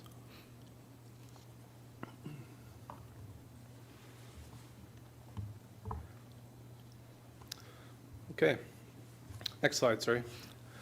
So from an economic development perspective, our ACDev team recently undertook a retail gap analysis for both Mount Albert and Holland Landing.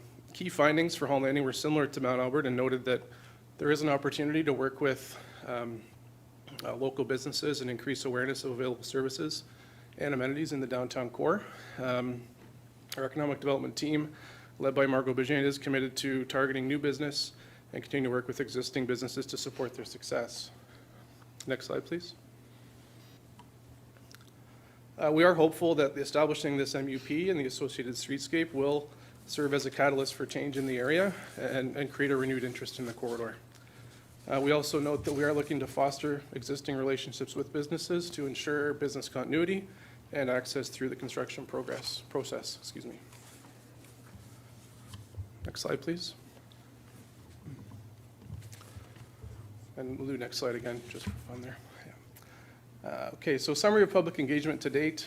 Back in October of 2021, we did go to the public with two concept designs, Connected in Green and Connected in Active.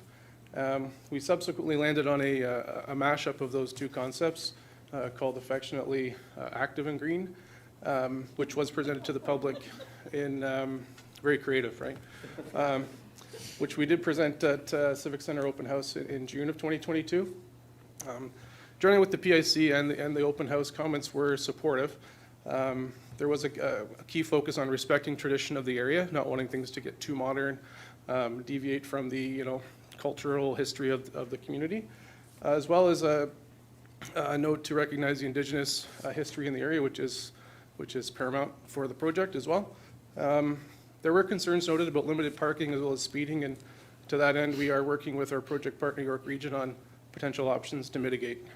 And lastly, the preferred MUP location, which is along the west side, was, we'll say, generally supported. It's a preferred location identified by the region as part of the lake-to-lake route, and with respect to constraints through the corridor, serves as the most logical location. Next slide, please. Okay, so as noted by Mr. Molinari earlier, we will be holding a PIC number 2 later this month at the Holland Landing Community Center to review progress on the design, as well as touch on civil works with respect to the water main replacement that is proposed as part of the project.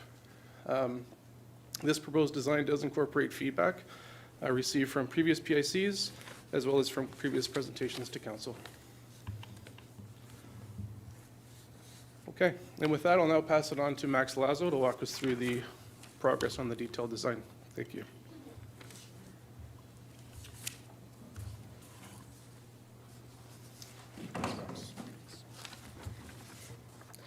Hello, Madam Mayor and Council. Thanks for having me here. Just want to briefly recap the approach of what we took in terms of the design along the Yonge Street corridor and the Holland Landing community. Our intent here was really to respect the cultural heritage and natural features of Holland Landing while maintaining the vision of the lake-to-lake cycling route and walking trail implementation strategy by York Region. I will speak to the improvements and enhancements that were being proposed along this whole entire corridor, which we hope you'll be in support of. Enhancements will include upgraded major intersections like Mount Albert, Bradford, Thompson, and along Dome. These intersections will include upgraded surfacing, signals, site furniture, planters, seating areas, bollards, bus stop shelters by York Region that they approved, additional planting, and as Kevin's alluded to, public arts and sculptures, and upgraded intersections to make it all accessible, AOD accessible. The revitalization will include the introduction of a 3-meter wide trail where permittable. York Region has allowed us to work with 2.4 because of restrictions around the whole entire corridor, which has been great. So we've been thankful that we've got great partners in this venture. We'll also include new light standards, bike repair shops, new pedestrian bridge. And just to start off in this section, we believe just in this corridor, the entrance to East Gwillimbury and the Holland Landing community is important in this corridor. So along the farthest southern limits over there, we're hoping to put an introduction and entry feature there to welcome the arrivals to East Gwillimbury and the Holland Landing community. And along there, you can see some little etchings. We hope to also enhance the existing bridge there. Part of the enhancements that we're looking through for every intersection is we're trying to make it thematic. In this particular case, there's already an existing Indigenous, embracing the Indigenous community there. We hope to extend that through the use of public art and even just little sculpture pieces like this or etchings along that bridge area. Along here, we also, as you can see, we have enhanced intersections, line painting, and there's going to be planting there and seating areas. And along just even that major corridor, if you can go to the next slide, please.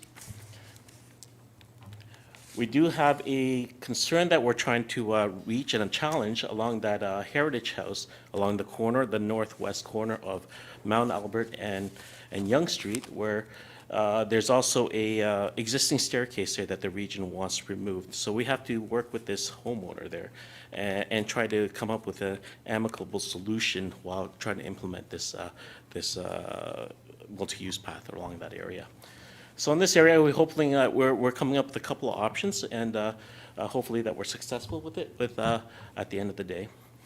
As part of this, along the east side, we're hoping to add some green space and some street trees and the introduction of new light standards that's thematic as well. Next slide, please.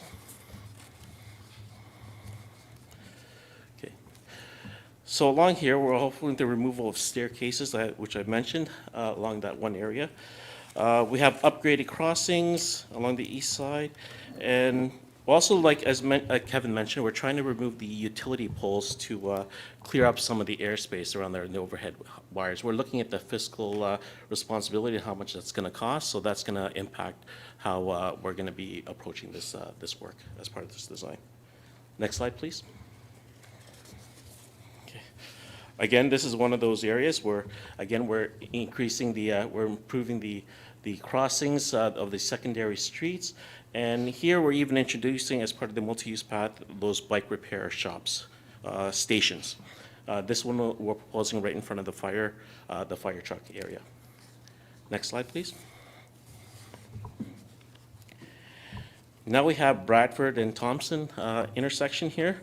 Here we have a lot of challenges with the above-ground utilities, which we're hoping to review. We've consulted with our electrical engineer and Hydro One about the feasibility of trying to work around those above ground along the northeast corner intersection. Unfortunately, those utilities are, fortunately, we can't move them. So we're going to have to come up with some unique ways to find a way to landscape around there. But while maintaining and keeping with the design intent of what we're trying to approach there for this entire area. So, let's see here. Next stage, please. Next slide. So along this area here as well, you can see the challenges we have. Kevin mentioned, a lot of the hydro poles around this proposed route have to stay. So we're working around it. We have little medians to protect those light standards by also separating the multi-use path in two different directions, to creating some space. But also our intent for this whole entire thing is also to maintain the existing trees around this whole corridor. Next slide, please. Here you can see some areas where we're trying to save as many of the mature trees as possible, so we had to do some realignment adjustments.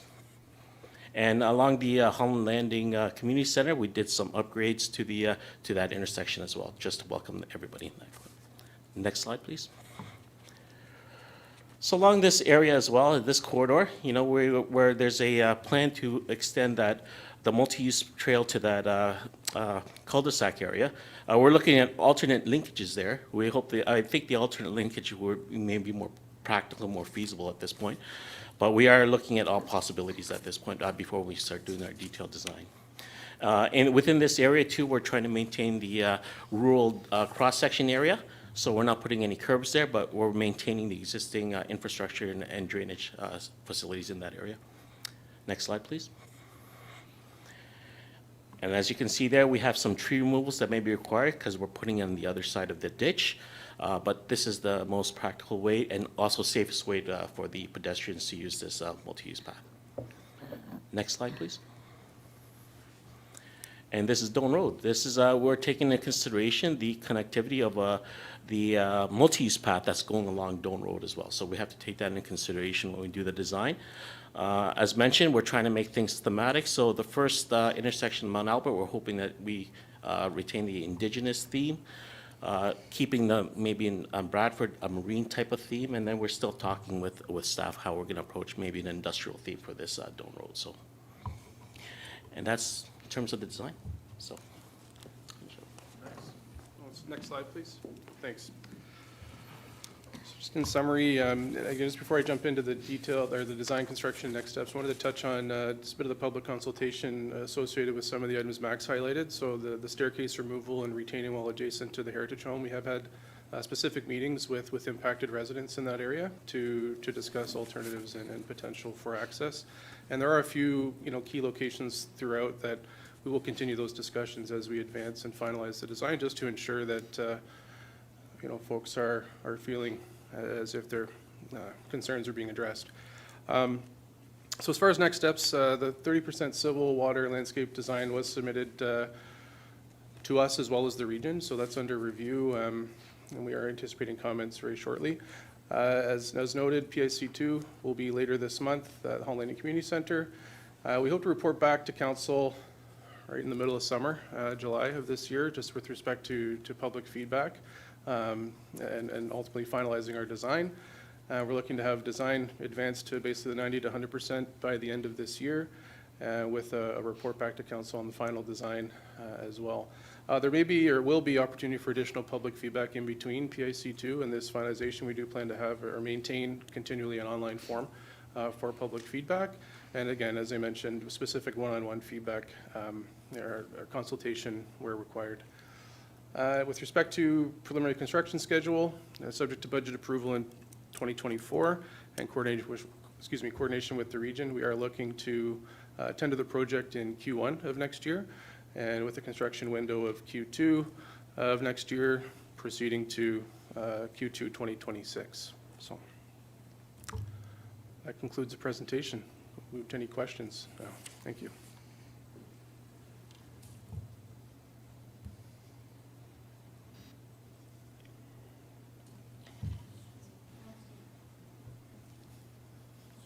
Oh, sorry.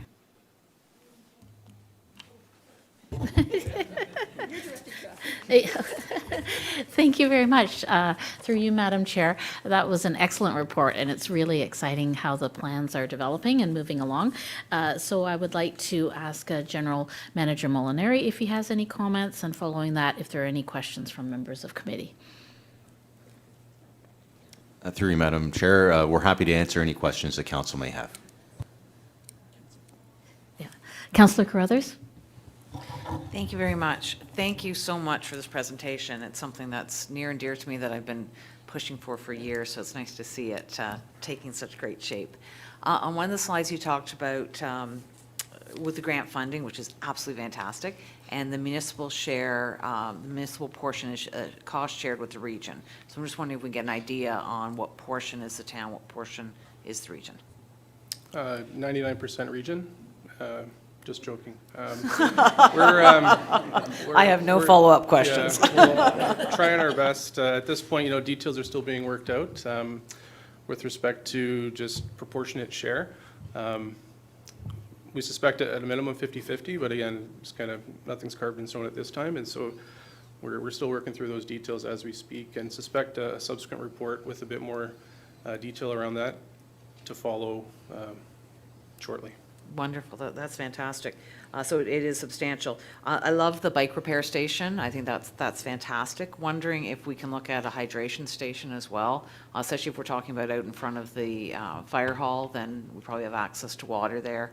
It would be great to have something like that on a bike route like that. Hydration is so important. Yeah, I appreciate that. Great comment. Again, one thing we didn't touch on specifically in this, so these components would be the trail itself, and any associated components would be, although in a region right-of-way, will be maintained by the town, and so we're working closely, obviously, with CPRC staff on what components we can implement that are feasible and maintainable and all that kind of thing for our area, right? So again, the hydration station, just off the top, you know, in the winter can pose issues, but I think there are workarounds. So anyhow, if Ottawa can do it. Hey, exactly. Yeah. Two more comments or questions. The Heritage Home. So happy to see all the work that's being put in to make sure that that is preserved and is worked in. I think that's important. So often we're talking about heritage up here at this table, and it's removing houses from the list. So when we have something that's so significant like that, it's nice to see the town working with the residents to do what's best for the residents, the home, and the town altogether. So thank you for that. I know they're lovely people who are there. I've spoken with them a number of times. Now, when you talked about the themes, I loved, you know, Indigenous down at Mount Albert, at Bradford Street. I think it was like marine. And then did you say industrial up at Down? That's correct. Yeah, Max spoke to industrial. If you want to speak to that, Max? Or? Yeah. I think too, before we dive into that, this is all conceptual as far, like the themes are something we can kind of determine, again, through public consultation and additional consultation with council. You know, nothing's carved in stone today. Good. Because I would highly suggest that area, given that beautiful walkway, our large anchor park there, the Prairie Reserve just around the corner, that the theme should be nature or something like that. Like, sure. Absolutely not industrial. That the only thing I didn't like, and this was when you said that, I was hoping I misheard. So I think that there's a real opportunity there to do something with nature, given that area. No, absolutely. I was just throwing out ideas, and this is terms just research. But everything is going to go through, of course, with town and with town's approval, and we haven't finalized everything yet. We're just giving placeholders and just ideas for those areas. So definitely, and that's a wonderful idea that you had. Change up that placeholder. Thank you. Thank you. Everything else is wonderful. Thank you. Thank you. Yeah, and I think even the marine could be a marine industrial theme, you know, and then we can go with the northern intersection. But this will all come through the public consultation process for sure. Thank you. Councillor Foster, please. Thank you. And we should also suggest that intersection's probably about 600 or 700 feet away from the original upper landing. So I think there's some history there that needs to go into. I can provide you with lots of history on that. I got lots of stuff on it. It's very nice to see the multi-use path provide that connection. I kind of wasn't crazy about the path being along the river there that we've talked about for years.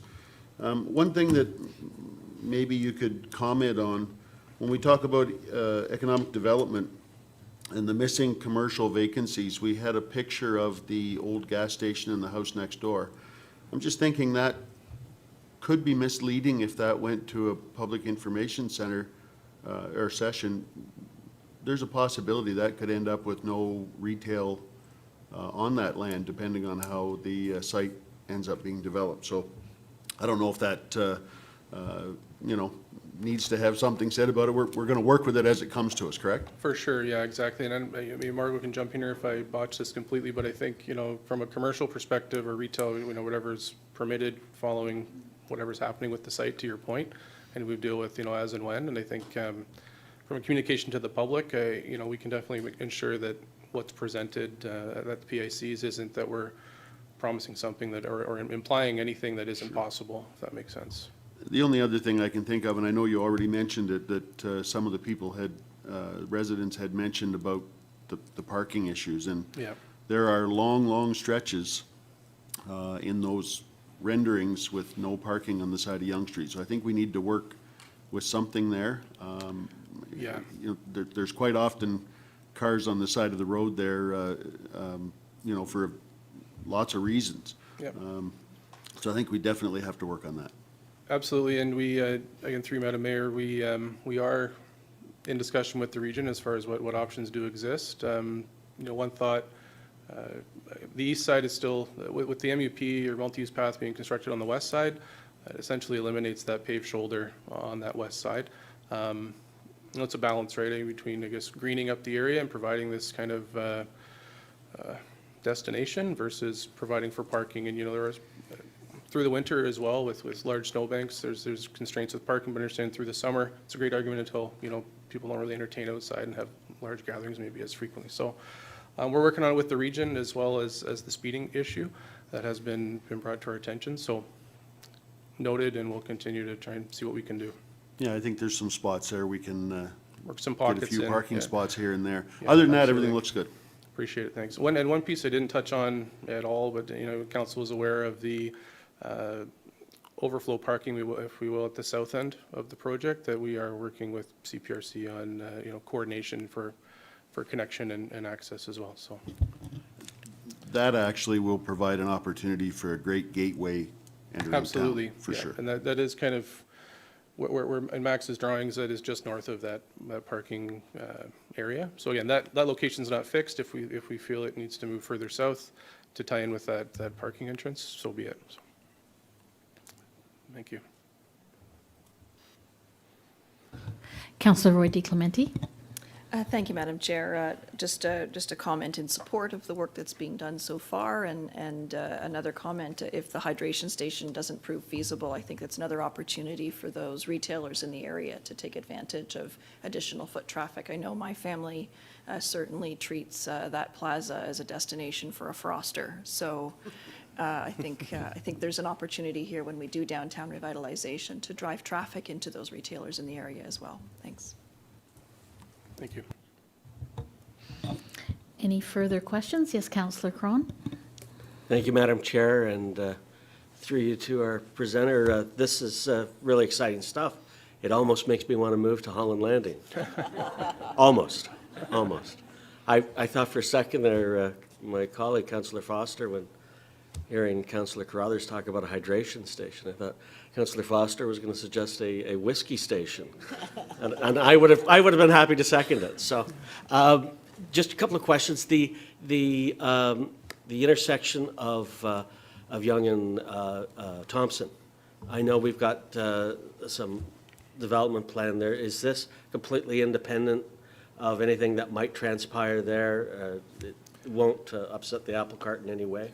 Yeah, so it is, yes. What I would say to that is as these development applications come in, we are making applicants aware of this project, and that we are looking to ensure coordination, obviously, between what we have planned and what they have planned to ensure there's a proper interface, if you will.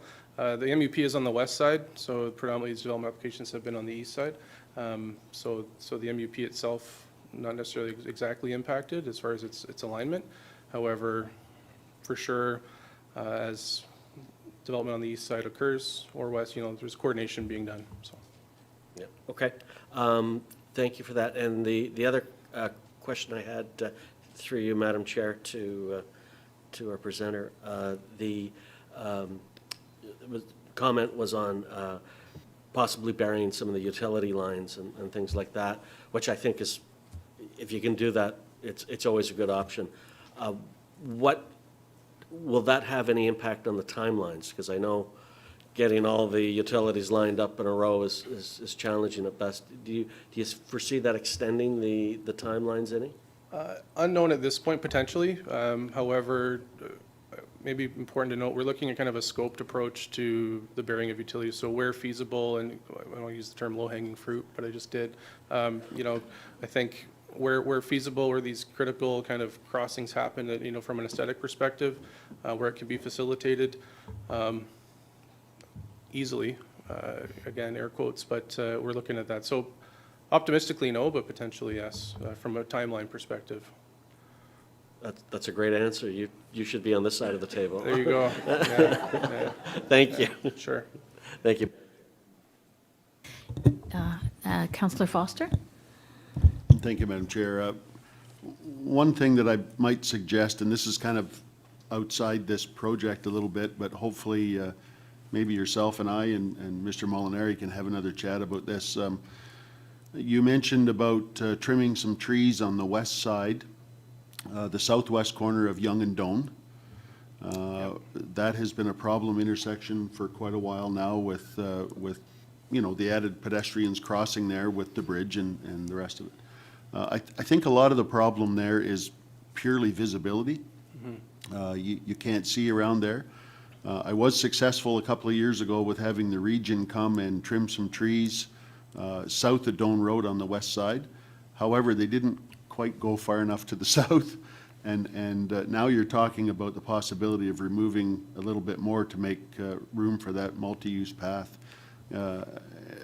Thinking about safety, maybe that's something we could put first and foremost and do a little bit of that extra trimming now so that it increases the visibility. I know that when that intersection was changed years ago, the intent was to increase the visibility at the intersection, and quite frankly, it's still not as good as it could be.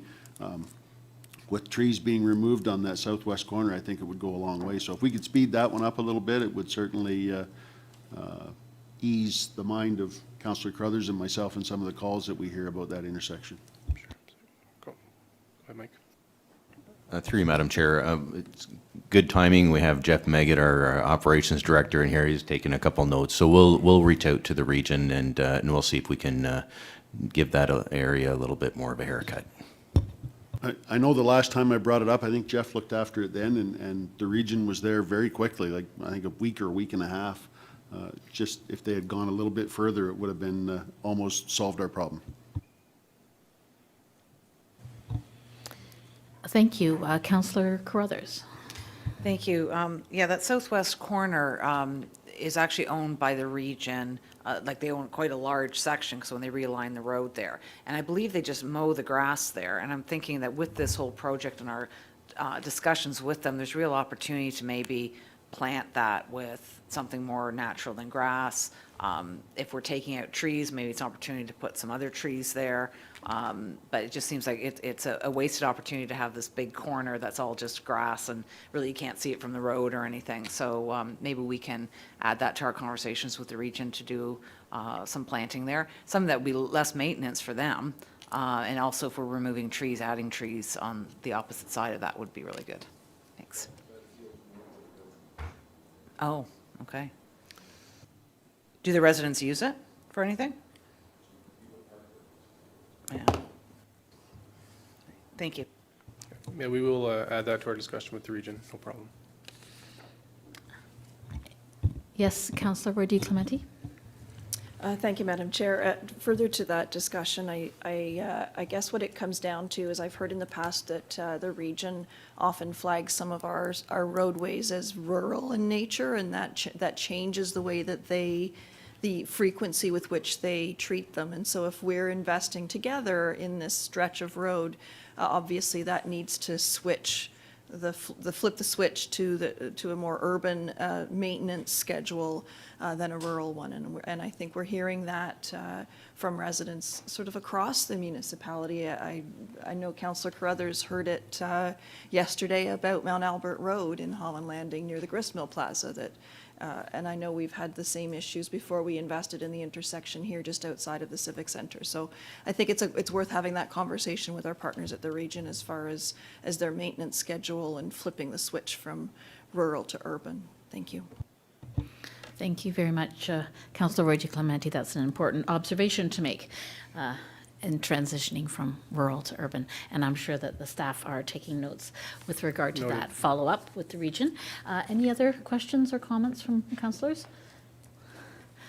I have one to make of my own with regard to the ideas that have been put forward, that they're placeholders and that are being considered for art and sculpture, and I'm very excited to hear about that. I want to encourage staff to coordinate with the Arts and Culture Advisory Committee. They have a proven track record from their past involvement with the sculpture that went into the Children of Peace Park, and so I would ask that CPRC and other appropriate staff consider involving the advisory committee for arts and culture so that we can start planting seeds now in the design process, early on in the design process, so that we have positive outcomes down the road. So that's my suggestion and observation. And General Manager Molinari, do you have any other comments? Through you, Madam Chair, nothing further to add on this one. Thank you. Seeing no further questions, I'd like to call a vote. All those in favor of the motion as presented? Very good. The motion is carried. Thank you. Thank you. Moving on to item number 2 on the agenda, Community Infrastructure and Environmental Services Report, CIES 2023-13, Fuel Cooperative Tender, CRFT 2019-02, Purchase Order Award Adjustment. Can I have a mover for this? Thank you, Councillor Crone. And the report is moved by Councillor Crone. General Manager Molinari, do you have any comments? Through you, Madam Chair, this is a fuel cooperative tender that included a variable rate for fuel, that is for gasoline and diesel. And as we all know, gas and diesel have gone up significantly over the last couple of years. So this is really an administrative report to allow staff to increase the PO in response to that increase in fuel prices. Thank you. Are there any questions from council? Members of the committee? Yes, Councillor Foster. Thank you. So absolutely, fuel cost is unprecedented the way it's changed in the last while. Is there any sense in how this might change our way of doing business in the future? Like I'm thinking, you know, is there as much sense in signing a long-term agreement if the prices are jumping around so much we have to go back and readjust? Through you, Madam Chair, the price that we have is actually variable. So when the pricing came in through the tender, it's actually a discounted rate that they're bidding on.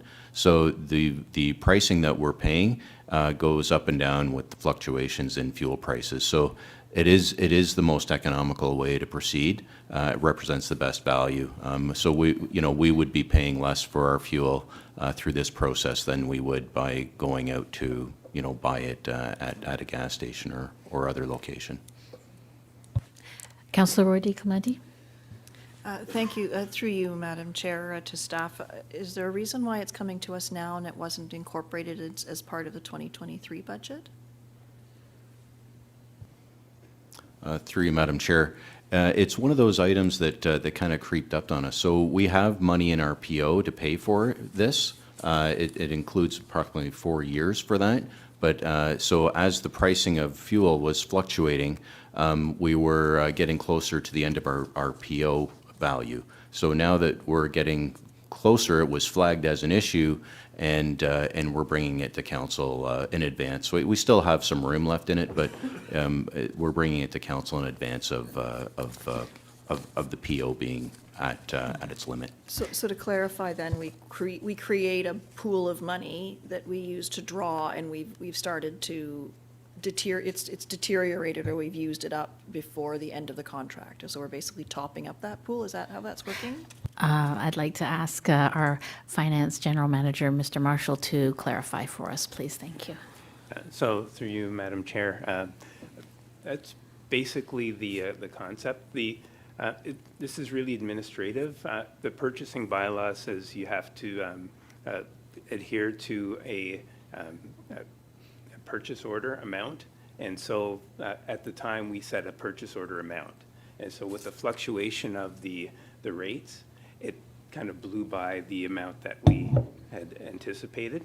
We have anticipated it in the 2023 budget, so the budget was adjusted for this. So now this is administrative to adjust the purchase order to allow us to do it.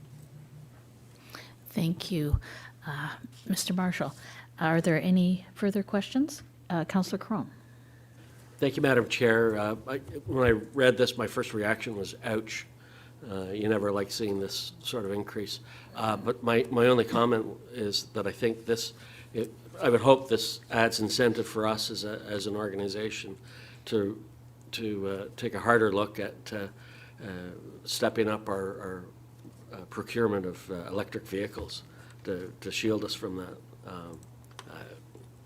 I mean, electricity can go up too, but and I know they're hard to get now with the chip shortage, but it's, boy, if there's ever an argument to relook at stepping up our procurement. Anyway, just a comment for your consideration. Thank you, Madam Chair. Thank you. General Manager Molinari, would you like to follow up or no? Sure, through you, Madam Chair. Purchase of electric vehicles is actually on our radar, and we're looking at those actively every year. Unfortunately, they're not always available when we want them, but that is part of our process going forward. We purchased some in the past, and we'll continue to do that in the future. Thank you. Are there any further questions from members of committee? Seeing none, I'd like to read out the three parts of the item on the agenda, just for everyone's clarification before we vote. Be it resolved that Community Infrastructure and Environmental Services Report CIES 2023-13 dated June 6, 2023, entitled Fuel Cooperative Tenders CRFT 2019-02 Purchase Order Award Adjustment be received, and that in accordance with the Procurement Bylaw 2019-146 Purchase Order Number 78 with Suncor Products Partnership and Purchase Order Number 79 with Canada Clean Fuels, Inc.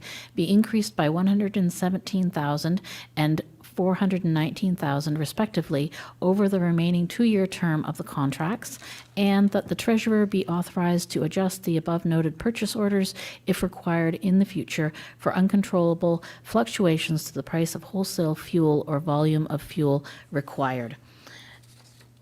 All those in favor of the motion as presented? The motion is carried. Thank you. Moving on to item number 3, Community Infrastructure and Environmental Services Report, CIES-2023-15, Active Transportation Fund, ATF, Transfer Payment Agreement. Can I have a mover, please? Thank you, Councillor Roy D. Clementi. The report is moved by Councillor Roy D. Clementi.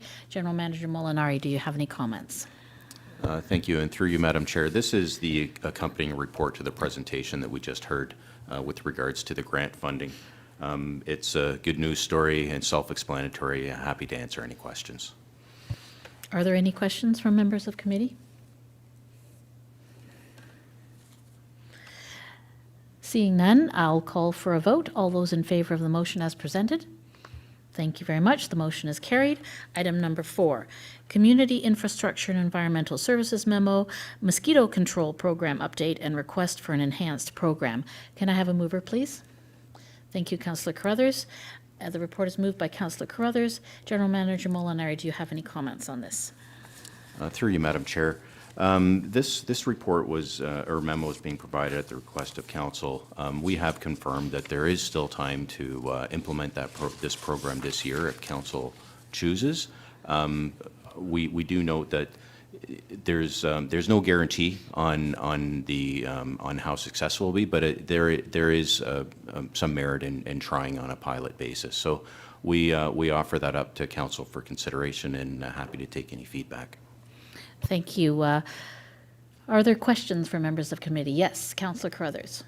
Thank you, and thank you for bringing this forward. We're hearing a lot from residents in Holland Landing about the mosquitoes this year being particularly bad. They're large, they're many.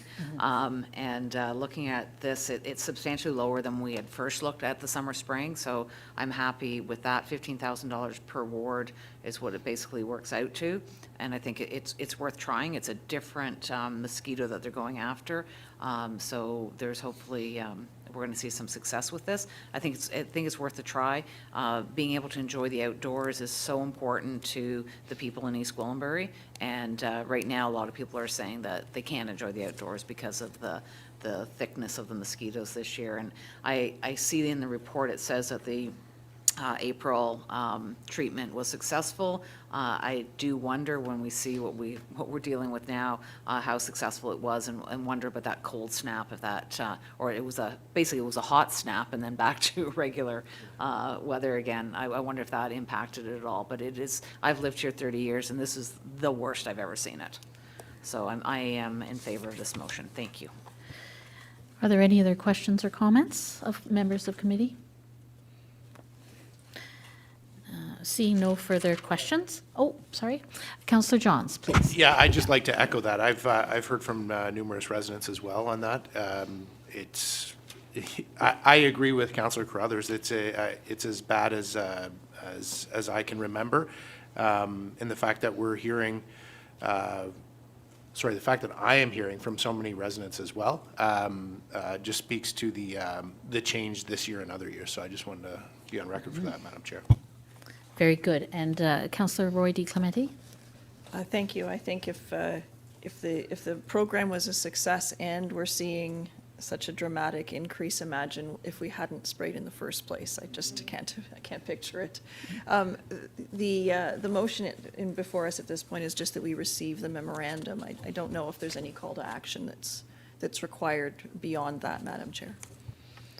And Councillor will address that. Oh, would Councillor, CAO Valchik like to comment? Madam Chair, Yes. I can comment on that once council members have completed their Very comments, good. just in terms of what we would recommend as process coming out of this. Very good. Councillor Foster?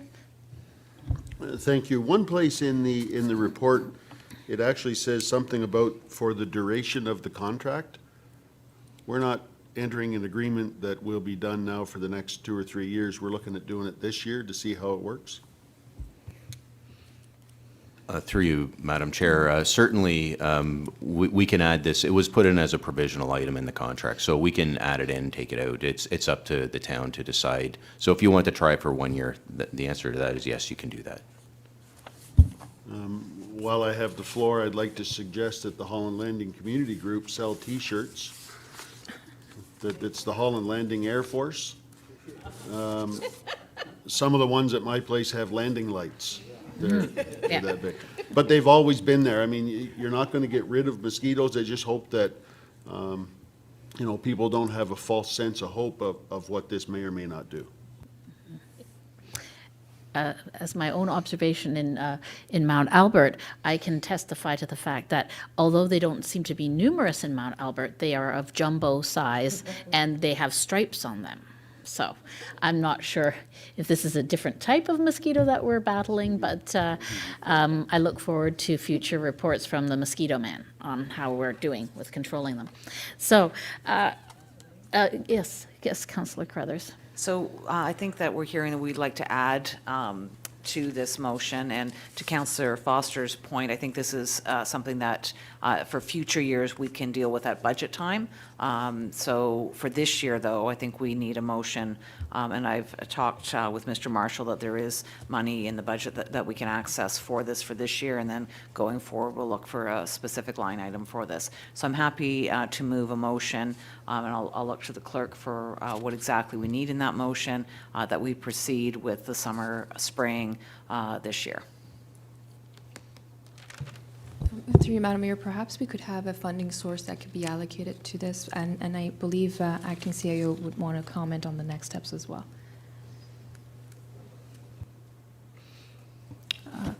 Madam Chair, through you, I would recommend, because the treasurer's indicated that he's in a position to be able to identify an appropriate funding source, whether that's a reserve or existing sort of accounts, that the motion be along the lines of that staff be requested to expand the program in accordance with the memo dated June 6, 2023, with the funding source to be identified by the treasurer and implemented accordingly. So that sort of lets us take care of it if that's appropriate to committee. Thank you. I'm happy to move that.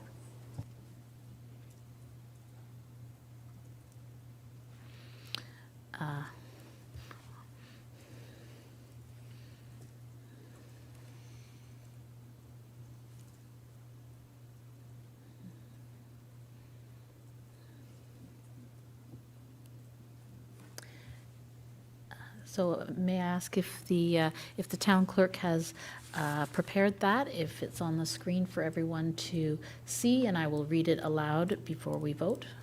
Through Madam Chair, bear with me for a moment as I'm just going to share the screen with you. Just one moment, please.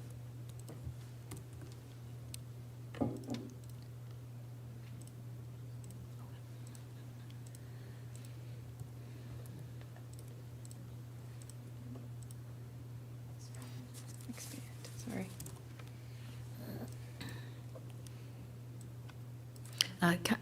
CAO Valchich. Madam Chair, the only thing I would recommend adding is that be recommended for ratification at today's council meeting, just to enable our CIES staff to proceed expeditiously on this, if committee is okay with that. Councillor Roy D. Clemente? I'm fine with that. I'm just wondering, is this expanding the 2023 program, or are we doing this forever and ever, amen, stamped in no races?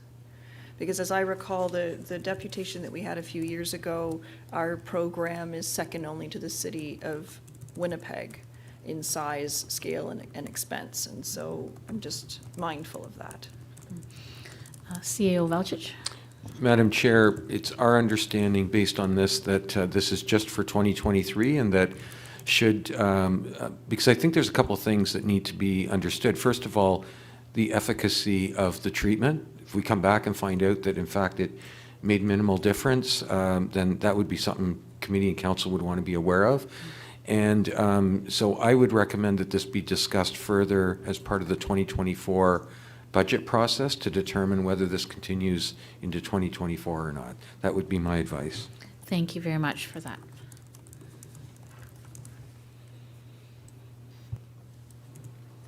Through you, Madam Chair, I think there's a problem with the motion that says the program in accordance with the funding source outlined in the memo. I don't think you want with the funding source. Funding source is the next line down. So in accordance with the memo.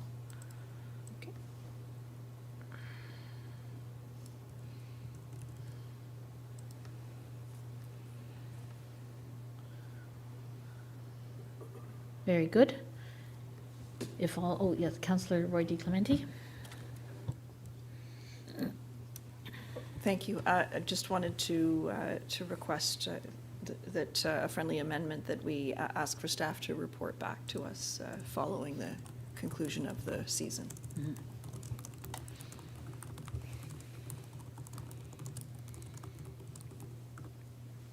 The results of the... I would just say that staff report back following the conclusion of the season. They know what they need to tell us about the program. How big were they? Did they have landing lights? Did they steal any small dogs? Through you, Madam Chair. So the motion's been further amendment to include the last clause for a report back, but the sections outlined in blue are the amendments to the original motion that's presented on the agenda today. Very good. Thank you, Town Clerk, for doing that on the spot. I will read the entire, I think it's a good idea to read the entire motion. There we go.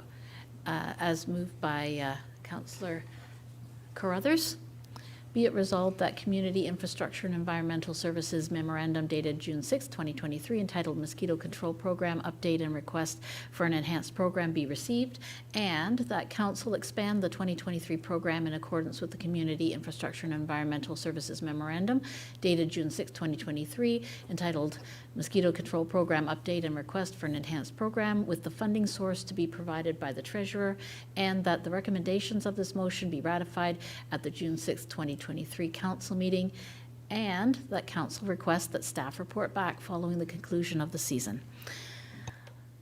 Seeing no further questions, I call for a vote. All those in favor of the motion as presented?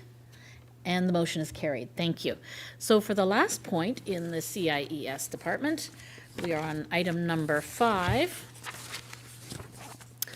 Community Infrastructure and Environmental Services Memo 19T-20001, Tricap Properties Earthworks Update. Could I please have a mover?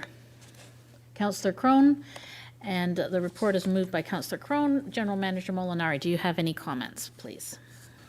Thank you. Through you, Madam Chair. This report was originally brought forward last year and was approved.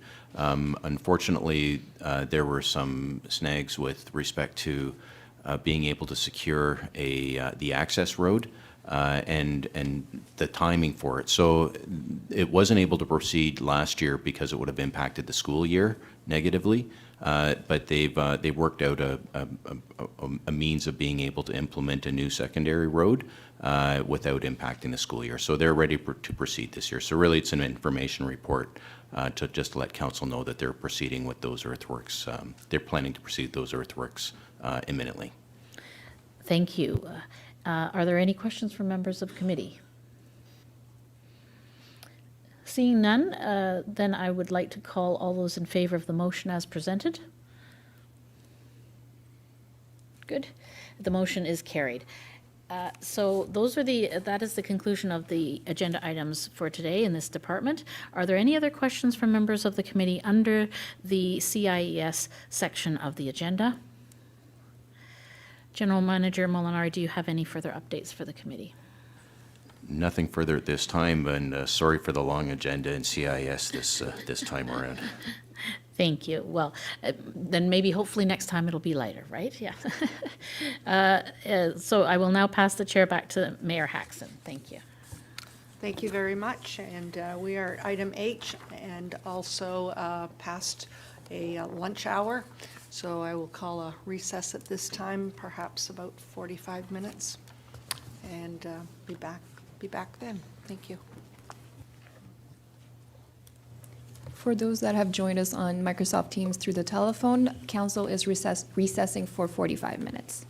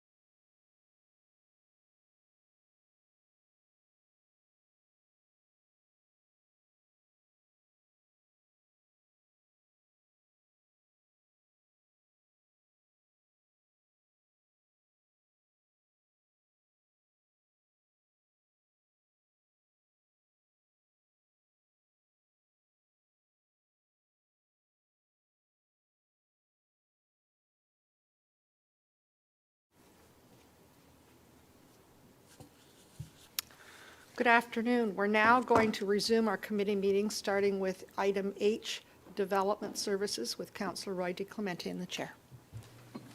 Thank you, Madam Mayor. We have 3 items on our agenda today. The first one is Development Services Report DS23 regarding backyard hens. Ms. Bégin, would you like to present this to us? Thank you. Through you, Madam Chair. As council is aware, we had a deputation earlier this year that brought up the question about how we sort of govern residential or backyard hens in residential areas. As a first step, we're proposing that we, in order to sort of streamline the policy governing this practice, that we remove it from the zoning bylaw. We are undertaking a zoning bylaw housekeeping update this year, so the timing works well to be able to address this as part of that comprehensive update. And that would also provide staff with an opportunity to gather input from the public and be able to provide council with some feedback in terms of whether or not there was an appetite for either a more permissive approach or a more restrictive approach going forward. And then we can make recommendations for appropriate changes or amendments to the animal care and control bylaw where this policy will ultimately live. Thank you. Members of committee, any questions? Councillor Crone. Thank you, Madam Chair, through you to Ms. Bégin. Appreciate this report and the research that's been put into it. I was just curious, there were some news reports out a month or two ago about Toronto's pilot program, but I didn't know if they had ended the pilot. I think they were citing concerns around avian flu. I was just wondering if you had any further information on that for our consideration. Through you, Madam Chair, not at this time, but certainly that can be part of a comprehensive report and recommendations once we look at how the animal care and control bylaw needs to be structured. I think that in the document prepared by our manager of bylaws, flagged a few of sort of the high-level pros and cons of this practice. And I should note that in consultation with surrounding municipalities, this is not something that we see a lot of. Usually it's, a small number of applications each year. But, it really will depend on council's direction in terms of, supporting aspirations around food security versus the potential risks and attraction of wildlife. So I think there's more discussion to be had, but I think that there are some models from neighboring municipalities that are workable, so we can certainly accommodate that. But I think as a first step to just streamline and make the policy more manageable for residents, having it located under the animal care and control bylaw makes more sense. Thank you. In general terms, I'm pro-chicken, but I do like the element of having neighbors. I think some municipalities have consent from the neighbors, which I think promotes good neighborliness, if that is a word. Anyway, thank you, and I look forward to hearing more. Bye-bye. Thank you. I think there's a frog joke or turtle joke in there too somewhere, Councillor Crone, I'm not sure. Councillor Lahey. Thank you, through you, Madam Chair. My question is regarding a timeline when we will receive the staff report, because I'm aware that there are some individuals who are anxiously awaiting the results of the report. Ms. Bégin. Thank you, through you, Madam Chair. The housekeeping bylaw update will happen, I am anticipating, in Q3. So the intention would not be to sort of prepare a report until after we've gone through that process, and part and parcel of that process is a public engagement opportunity. Now, should council wish for us to take this on in a different manner, and to, we certainly can look at that, but we wouldn't be anticipating coming back until likely Q4. So we're just, at this point, as far as I understand it, we're starting the process. We're going to remove it from the zoning bylaw as part of our housekeeping exercise. That's right. And through that public consultation process, gather information about how we might also amend the animal care and control bylaw. That's correct. So as it stands, the current regulations will continue throughout. And then if we need, as I mentioned, if we needed to explore either more permissive or more restrictive options, we can certainly do that. Thank you. Councillor Crothers. Thank you. So it's already addressed in our animal care and control bylaw, but we're looking to see what else needs to be added to that. That's correct. That's part of the purpose of this report is really to seek council's approval to proceed with removing it from the zoning bylaw through that housekeeping exercise, which is really just streamlining the administration of it. And then as it's concurrently, we'll be able to get some more feedback in terms of what the animal care and control bylaw needs to look like in order to meet our objectives. So one thing I would add to the animal care and control bylaw is something about the well-being of the animals. That we talk about the size of the pen and all that, but keeping it in sanitary condition and that. But the well-being of the animals, I think, is important, and especially if it's in a small area where people have to look at an animal suffering. It would be pretty upsetting if you had your kids playing in the backyard and your neighbors had hens that were suffering. So I think we just want to put something in there about making sure that the animals are, animal well-being is taken into consideration. Thank you.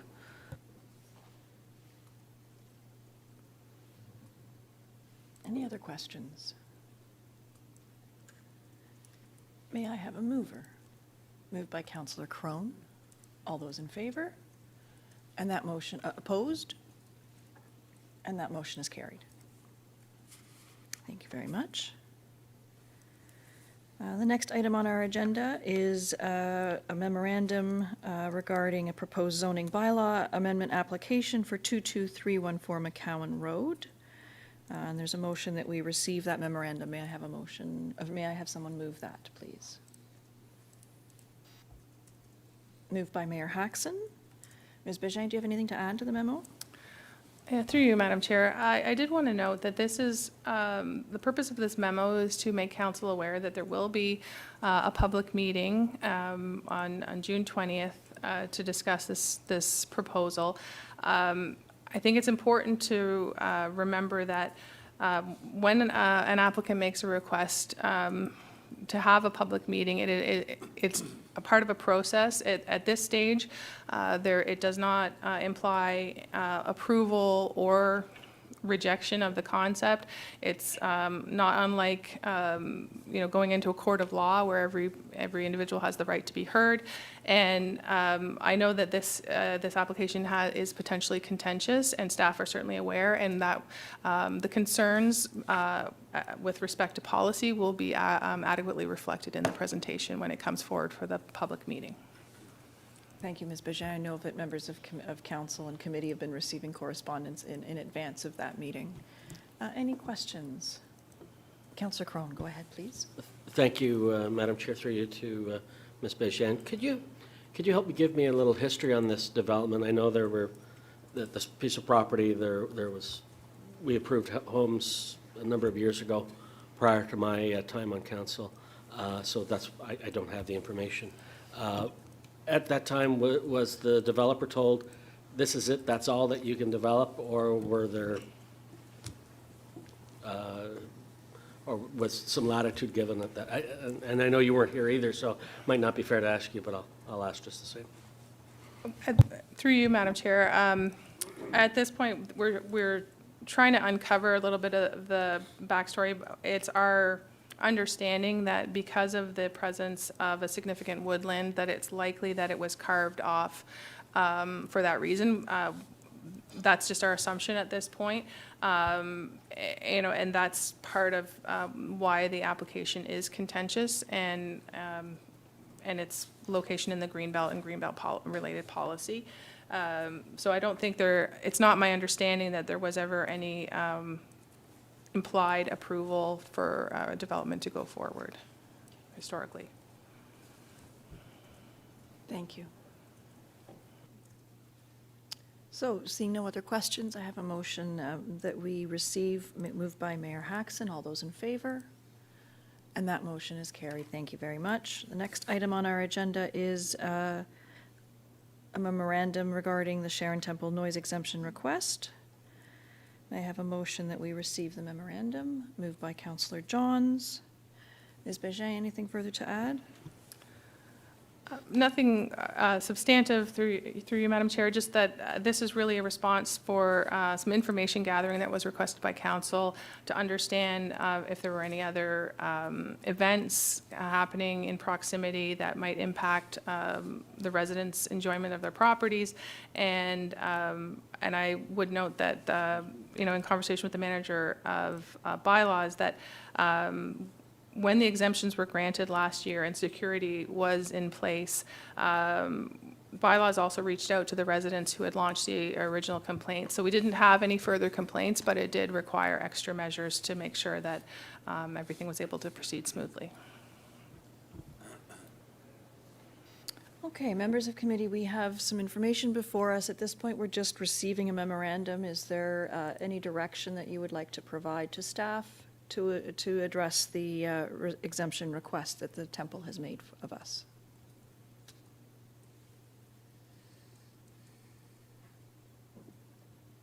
Mr. Valchich. Madam Chair, I believe our perspective on this is that the deputant's request is still outstanding and that it was contingent on coming back for additional information to be provided. So our perspective on this is that at this point, we've provided the information back through Ms. Bégin, and at this point, you're considering the original request as was put forward in the correspondence. So just as long as that's clear, thank you.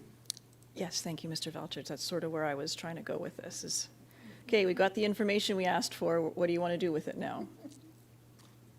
Councillor Johns. Sorry, I don't know, did we get the information that we were asking for? So is there other conflicting, maybe this is more of a question for CAO or Parks, like, is there other conflicting events around what they're suggesting on events? Because we've got this incredible space in the back of the Civic Center that we actively use, and that's kind of what I was getting at.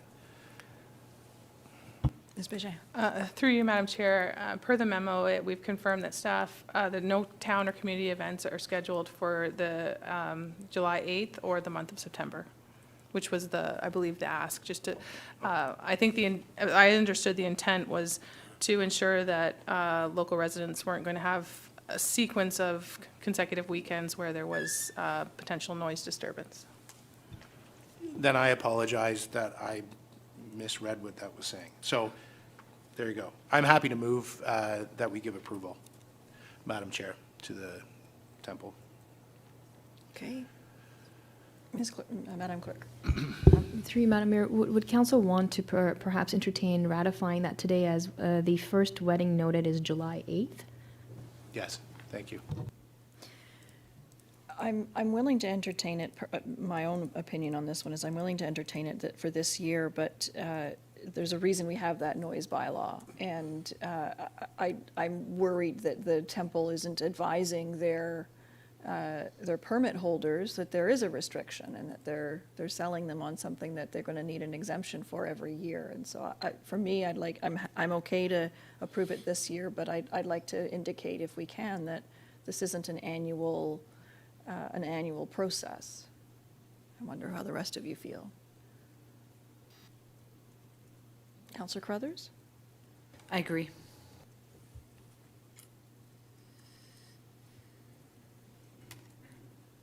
Councillor Crone? Madam Chair, I think this is a good opportunity for maybe the town to liaise with the temple, or perhaps the council liaison, to reiterate that and have a conversation about it going forward. Your comments are well taken. Councillor Johns, it's your motion. Yeah, I recognize Councillor Crone, your comment regarding the liaison. I'm the liaison, if everybody was wondering. But I actually don't think it's appropriate that I come bearing that news to say this is not like an annual thing. I think it would be prudent for staff to be able to communicate, yes, we've approved this year as part of your wedding package, wedding sales package. It should be noted that that this be the case. I really shouldn't, I'm happy to support success, but I don't think I should be delivering the business. I wasn't fussy at who delivered the message. Okay, so Councillor Johns, it's your motion. At this point, it looks like we've got a motion on the floor that we receive the memorandum, that we grant the exemption for 2023, and that we ratify that at council this afternoon. Would you like to throw in another clause that says that this be the final time? Ms. Bégin? Through you, Madam Chair, I just wanted to note that should that be council's direction that this be the final time an exemption be approved, I'd like to offer the services or economic development department that can work with the temple in terms of their strategy in attracting events and to the facility going forward. great. Respectfully, Madam Chair, I don't want to use the wording that you just suggested, being the final time. I don't think that's final is very final. I think that We can word it a different way. honestly, it should just be a conversation to say, look, you shouldn't be. Anyway, I'm happy to, can we just remove that and then direct staff to follow up and have a conversation with them? I don't want to be so rigid. Okay, so it is your motion, Councillor John, so we'll put that on the table so that we're receiving it, that the 2023 exemption be granted, and that the motion be ratified at council later this afternoon. Do you want to add a clause in that staff be requested to, or that staff be authorized to reach out to the temple to offer their assistance in event marketing? Sure, but I didn't say that. That was yours, so that would be your friendly amendment. It was actually Ms. Bégin's. Okay. So somebody, I'm not saying this, and everybody keeps saying move it back. So, Okay, like, all right, so we're receiving, we're granting the exemption, and we're ratifying the same day. That's what I heard from you, Councillor Johns. that's correct. Okay. All those in favor? That motion is carried.